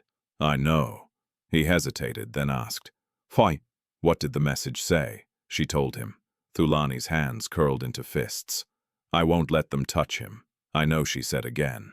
But promises don't stop bullets. Law does, he replied. And light. The afternoon brought a blow they hadn't anticipated. Thulani Ncube appeared on television. Seated in her formal living room framed by tradition and authority, she spoke calmly into the camera. My family is under attack, she said, by false narratives and manipulation. A troubled child has been used to destroy decades of work. Sithembile watched from the secure room, heart pounding. She's doing it, Sithembile whispered. She's making me the problem, Thulani continued. My former daughter-in-law was unstable. Records exist. This child has inherited confusion. We must protect our institutions from emotional blackmail. The words were precise, surgical. Nandi muted the television. We respond with facts. Within an hour, Nandi released a counter-statement, court filings, timestamps, financial proof. Independent doctors refuted the records. Former staff came forward trembling, but resolved. Then something unexpected happened. A woman called the hotline. She said she had worked with Nvula. She said Nvula was alive. The room stilled, where Nandi asked, careful. In a protected residence, the woman said. She went underground when threats escalated. She left a message years ago. If the child was ever found, she should be contacted. Sithembile's chest seized. My mother. Nandi closed her eyes briefly. We need confirmation. By evening it came. A secure video feed opened on Nandi's laptop. The image flickered. A woman appeared, older, thinner eyes, carrying years of vigilance and love. When she spoke, her voice was steady. Sithembile, she said. The sound broke something open. Sithembile rose slowly, hands trembling. Mama Nvula smiled through tears. I'm here. The room dissolved. Sithembile pressed her palm to the screen, sobbing without sound. I thought you were gone. I hid so you could live, Nvula said. I never stopped watching. Thulani stood in the doorway, frozen. Nvula's eyes shifted to him. Thulani, she said calmly. You took your time. He swallowed. I know. I didn't disappear to punish you, Nvula continued. I disappeared because your family decided truth was a threat. Thulani's televised words echoed faintly from another room, now powerless against this living contradiction. We're coming back, Nvula said. Under protection, to finish what was started. Sithembile nodded, tears streaming. I'm ready. That night, as protective units repositioned and warrants moved forward, the balance tipped. The truth had found a voice, and it wasn't afraid anymore. The first time Sithembile heard her mother breathe on the other end of the line, the world tilted. It wasn't dramatic, no swelling music, no perfect reunion. Just a soft intake of air, a familiar rhythm she had carried in memory for years. Nvula looked older on the screen lines, etched by vigilance and restraint. But her eyes were the same. Watchful, protective, unapologetically alive. They spoke for hours under supervision, words tumbling over one another in a careful, aching cadence. I hid, Nvula said, choosing each sentence like it might be intercepted. Not because I wanted to leave you, because I was told leaving you was the only way you would live. Sithembile pressed her fingers into her knees, grounding herself. They said you were unstable. Nvula smiled without humor. That word is a cage. Once they put it on you, they don't have to listen anymore. Across the room, Advocate Nandi Kumalo took notes silently. The call was being recorded, authenticated, time-stamped. Every sentence was evidence. Thulani watched from the doorway, the weight of the past settling into something solid and undeniable. When Nvula's gaze finally returned to him, there was no anger in it, only clarity. You remember the celebration, Nvula said, the one where everything blurred. Thulani nodded, shame flickering across his face. I was drugged that night, Nvula continued. I tried to leave. Your uncle's people blocked me.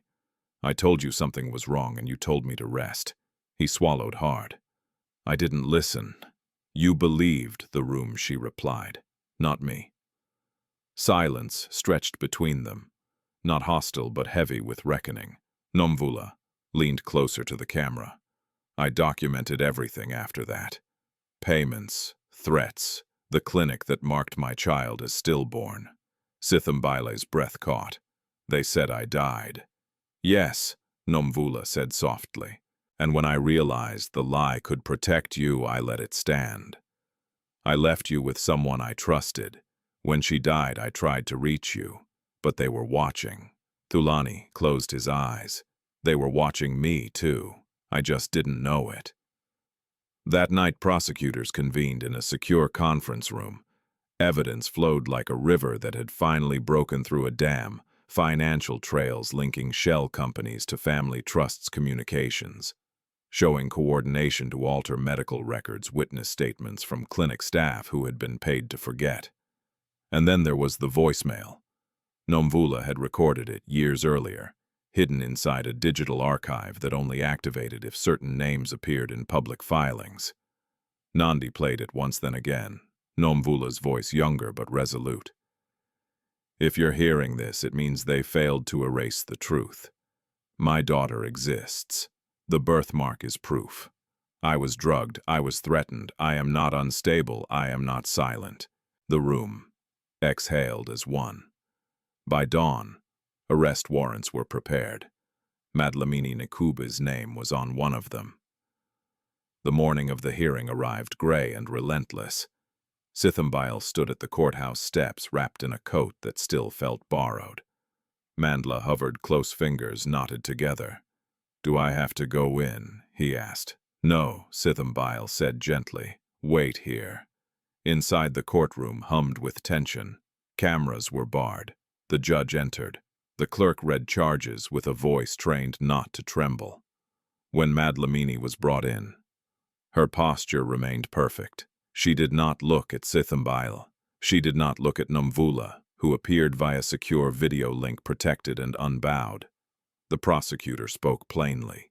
This case is about erasure, she said, about the abuse of power to rewrite lives, about a child declared dead so adults could remain comfortable.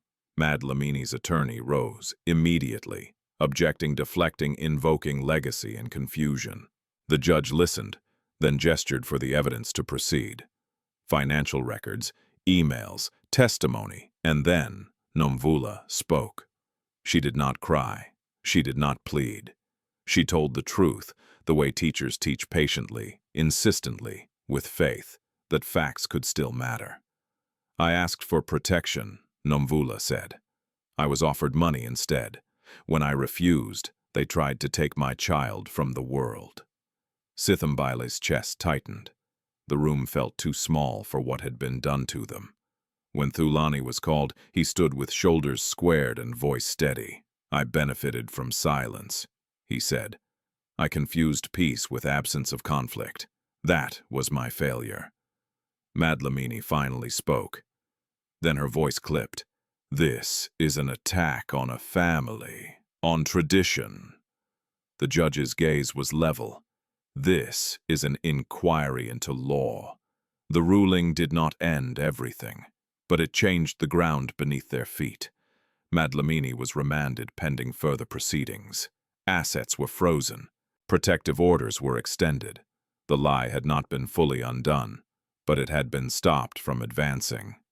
Outside, rain began again, fine and persistent. Sithembile stepped into it and laughed, once surprised by the sound. "I'm tired," she said to Nandi. "Good," Nandi replied. "That means you're alive." That evening, Sithembile sat alone in a quiet room, phone in her hand. Nvula called again, this time without lawyers hovering. "I'm coming home," Nvula said. Carefully, with protection. Sithembile nodded, tears slipping free. "I'll wait." Across town, Thulani stood in Luthando's doorway. His son was awake, sitting cross-legged on the bed. "Is she okay?" Luthando asked. "Yes," Thulani said, "and her mother is coming." Luthando smiled, small and relieved. "Good. Families shouldn't be ghosts." Thulani sat beside him. "I'm proud of you." "For what?" "For telling the truth when it was scary." Luthando shrugged. It was already scary. Late that night, Thulani received a final message from an unknown number.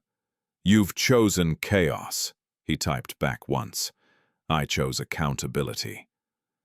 He blocked the number and set the phone aside.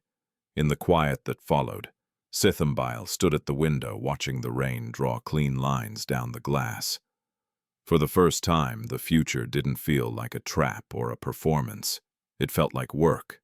Hard, honest work, building something that had never been allowed to stand. And somewhere beyond the city lights, a woman who had been declared erased was packing her bag, preparing to step back into the world. Not as a rumor, not as a cautionary tale, but as a witness. The truth had survived the long night. Now it would have to learn how to live in daylight. The city did not slow down just because the truth had been spoken. Johannesburg kept moving, taxis, honking traders, shouting trains groaning forward, while behind sealed doors, power rearranged itself. The court hearing had shifted the balance, but it had not ended the fight. It had simply exposed the players. Sithembile felt it in the air. She sat at a narrow desk in the temporary residence assigned by the court, textbooks stacked neatly beside her.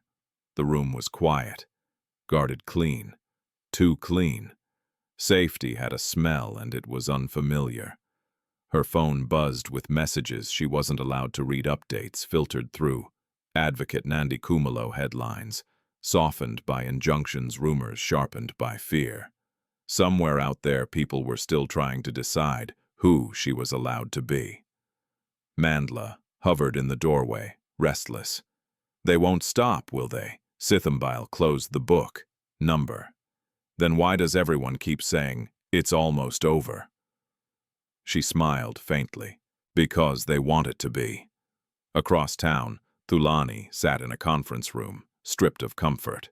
No artwork, no glass walls, just a long table and the hum of an air conditioner that refused to quiet his thoughts. External auditors occupied one side, prosecutors the other.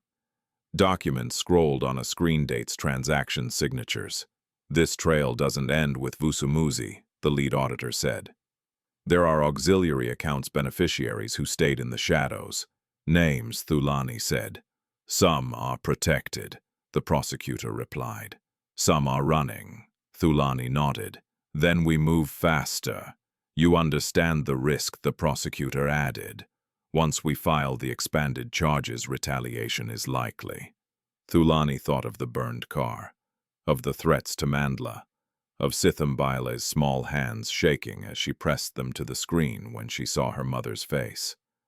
"I understand," he said. That afternoon, Nvula Dlamini crossed a border under escort. No announcements, no cameras, just a woman stepping out of a vehicle into a safe compound, her shoulders squared, her eyes alert. Years of hiding had taught her how to scan rooms without looking afraid. Nandi met her at the door. "Welcome back." Nvula exhaled. For now.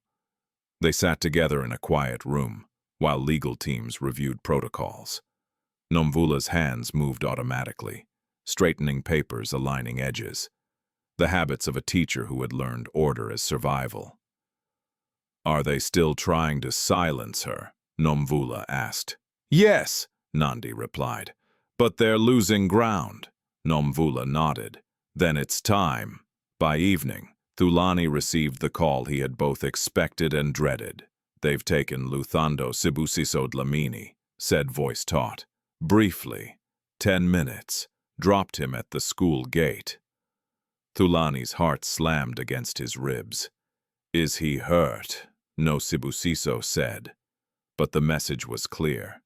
Thulani closed his eyes, fighting the urge to shatter something. Where? CCTV shows a black sedan, Sibusiso replied. Plates, masked, professional. Thulani's voice dropped to a dangerous calm. We end this. At the residence, Sithembile felt the shift before anyone told her. Guards tightened their formation.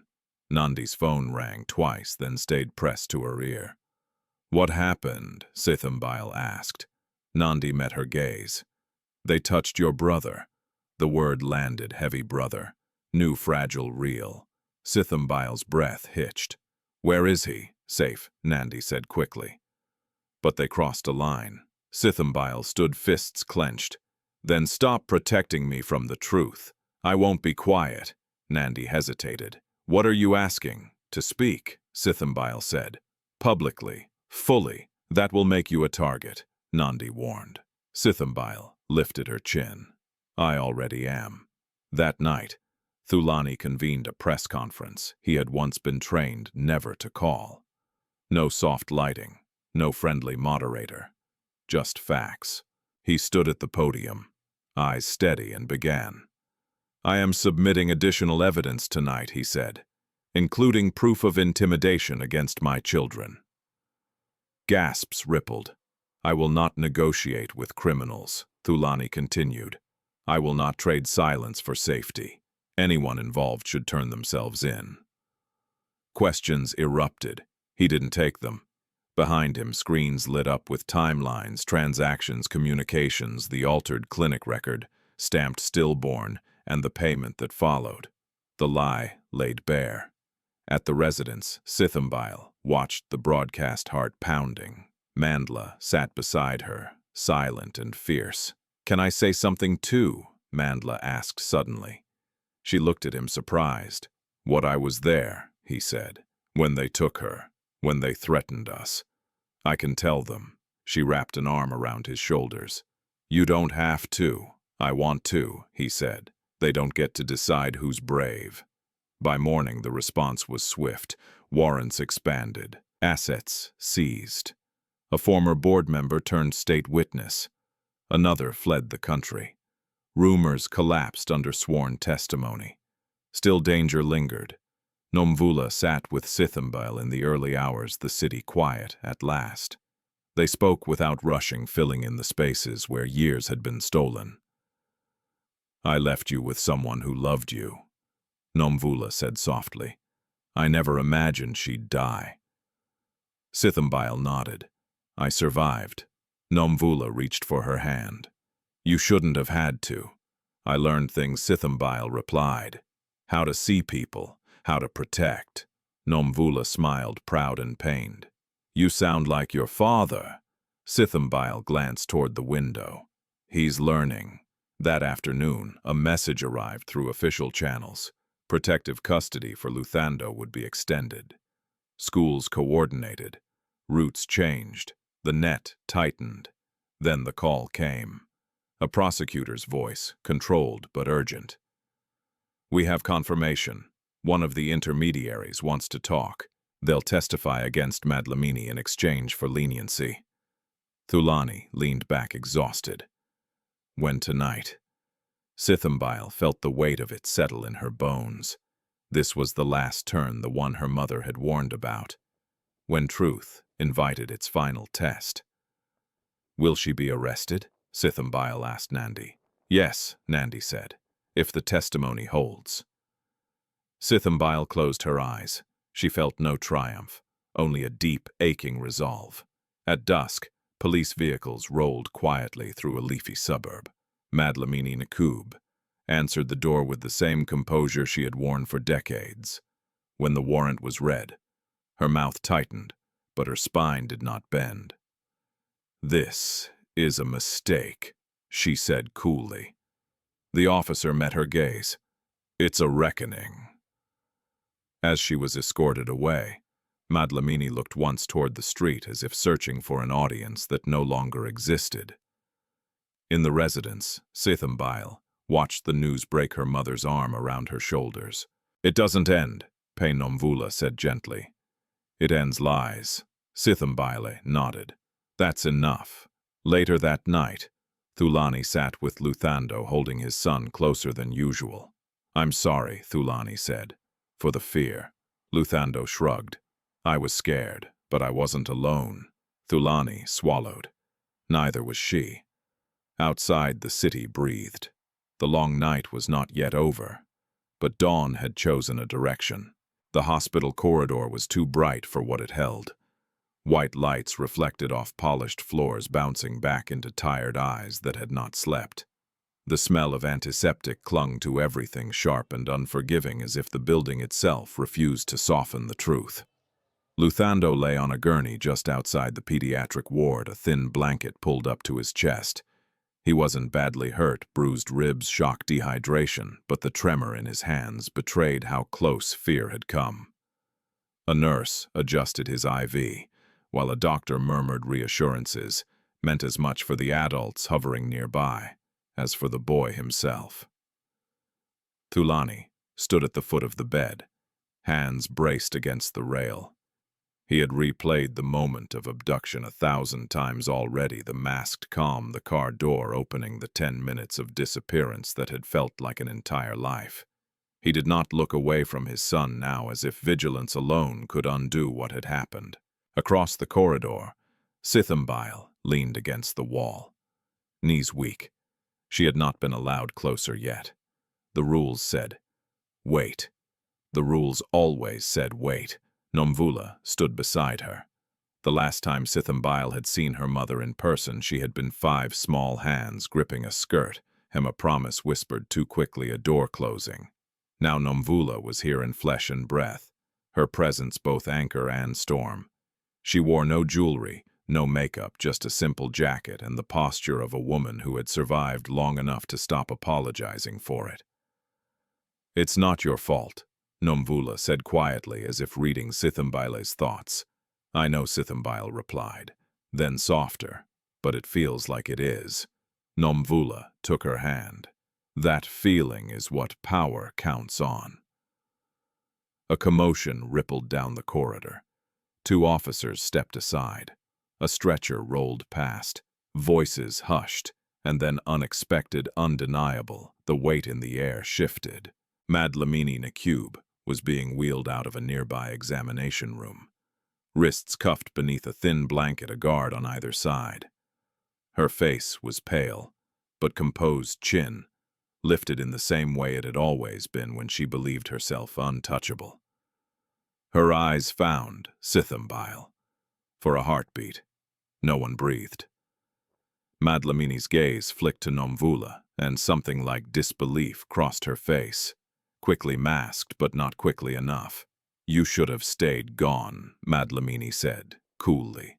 Nvula stepped forward before Sithembile could move. "You should have told the truth," she replied. Thulani turned at the sound of their voices.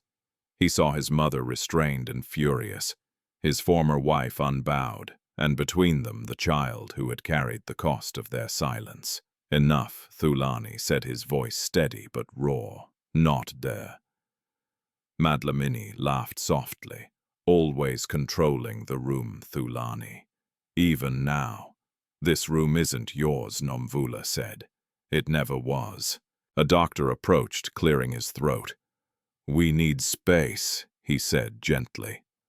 The officers moved Madlamini away. As she passed, she leaned toward Sithembile, her voice low and sharp.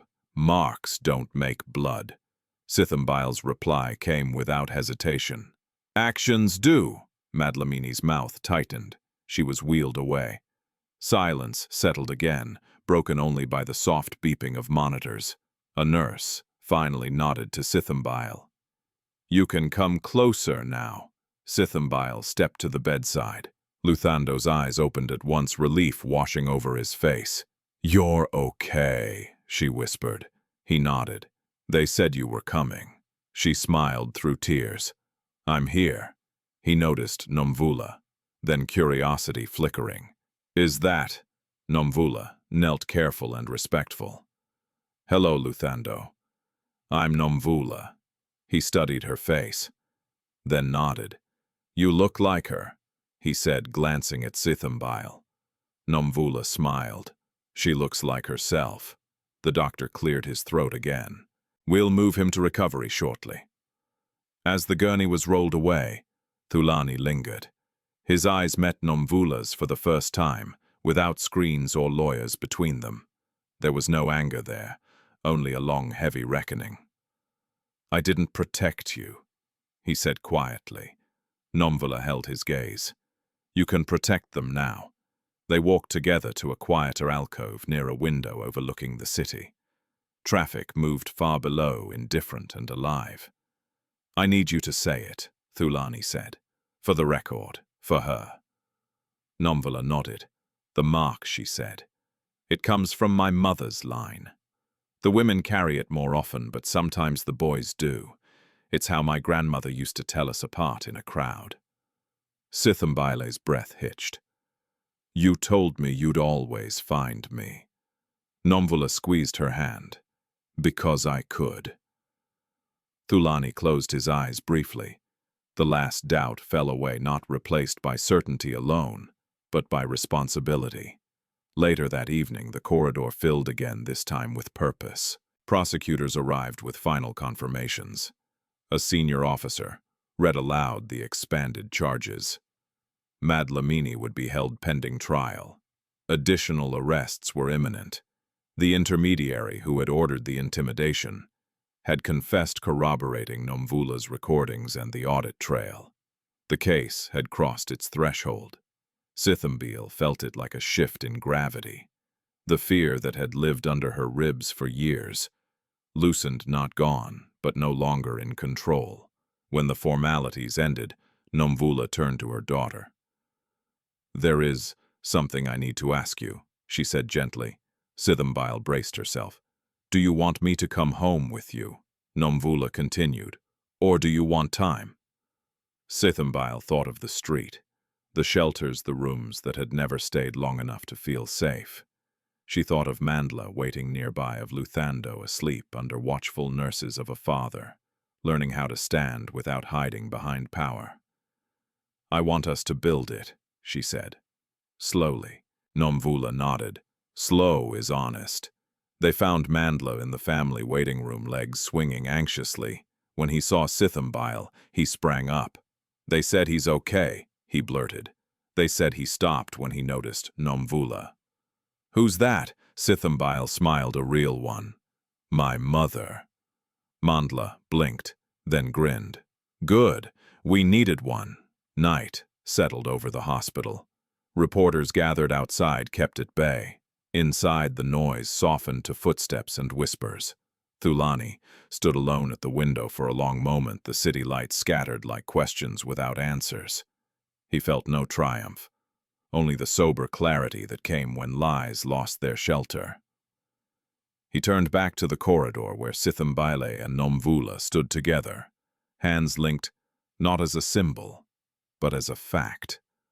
The truth had not arrived gently, but it had arrived whole. Morning did not feel like victory. It felt like work. The city woke under a pale sky, clouds stretched thin and undecided. Outside the hospital, reporters waited behind barriers, voices rising and falling with speculation. Inside, the corridor had emptied of urgency, leaving behind the quieter weight of consequence. Luthando was discharged just after sunrise. He walked carefully, one step at a time, flanked by nurses and guards, his backpack slung over one shoulder. When he reached Sithembile, he paused, then held out his hand without ceremony. She took it. They stood there for a moment. Two children bound not by spectacle or rumor, but by something far more stubborn: survival. Thulani watched them chest tight. Nvula remained a step back, allowing the space to form.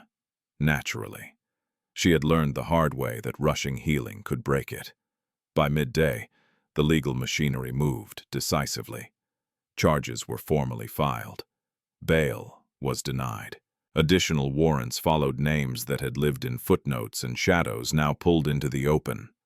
Bank accounts froze. Properties were seized. Statements poured in from people who had waited years for someone else to speak first. Thulani Ncube's arrest reverberated through the country, like a tremor along an old fault line. Some defended her fiercely. Others, quietly relieved, admitted what they had always suspected. Power once exposed rarely looked dignified. At a modest government residence secured for witness protection, Sithembile sat at a small table with Nvula and Luthando. It was the first time they had shared a meal without fear of interruption. The food was simple. The silence was not. So Nvula said at last, breaking it, "What happens now?" Nvula smiled faintly. "Now we tell the truth until it stops being dangerous." Luthando considered this. "Will people stop staring?" "Some will," Thulani said. "Some won't." Sithembile nodded. "That's okay." Later, Thulani asked to speak with her alone. They sat on the steps outside, afternoon light warming the concrete. For once there were no guards within earshot. "I need to ask you something," Thulani said carefully. "And you don't owe me an answer." She waited. "I want to be part of your life," he continued.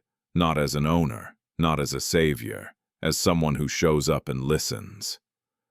Sithembile studied him with the same clear-eyed assessment she had used since the hotel steps. "You won't get to decide things for me," she said. "I know. You won't use my story to fix your image. I won't. And when I'm angry," she added, "you won't call it disrespect." Thulani nodded. "I'll call it honesty." She thought for a long moment, then extended her hand. Not for a deal, but for a start.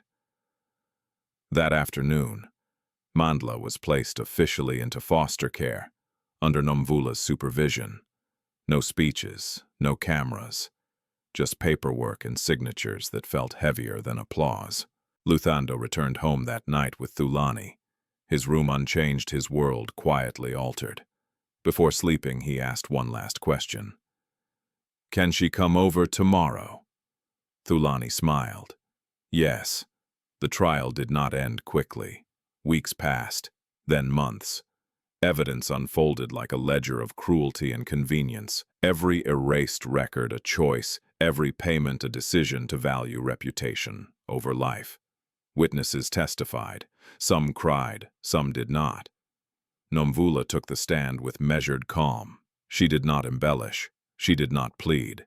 She spoke the truth as it had been lived. Sithembile watched from behind the glass, her heart steady. When the verdict came, it was not celebrated with cheers. Thulani Ncube was found guilty of obstruction, coercion, and conspiracy to falsify records. Others received sentences of varying lengths. The system, imperfect and slow, had finally answered itself. Outside the courthouse, Sithembile closed her eyes and breathed. "It's over," Nvula whispered. "No," she said gently. "It's finished. They are not the same." In the months that followed, life rebuilt itself quietly. Sithembile returned to school. Really returned with books that were hers and teachers who learned her name before judging her posture.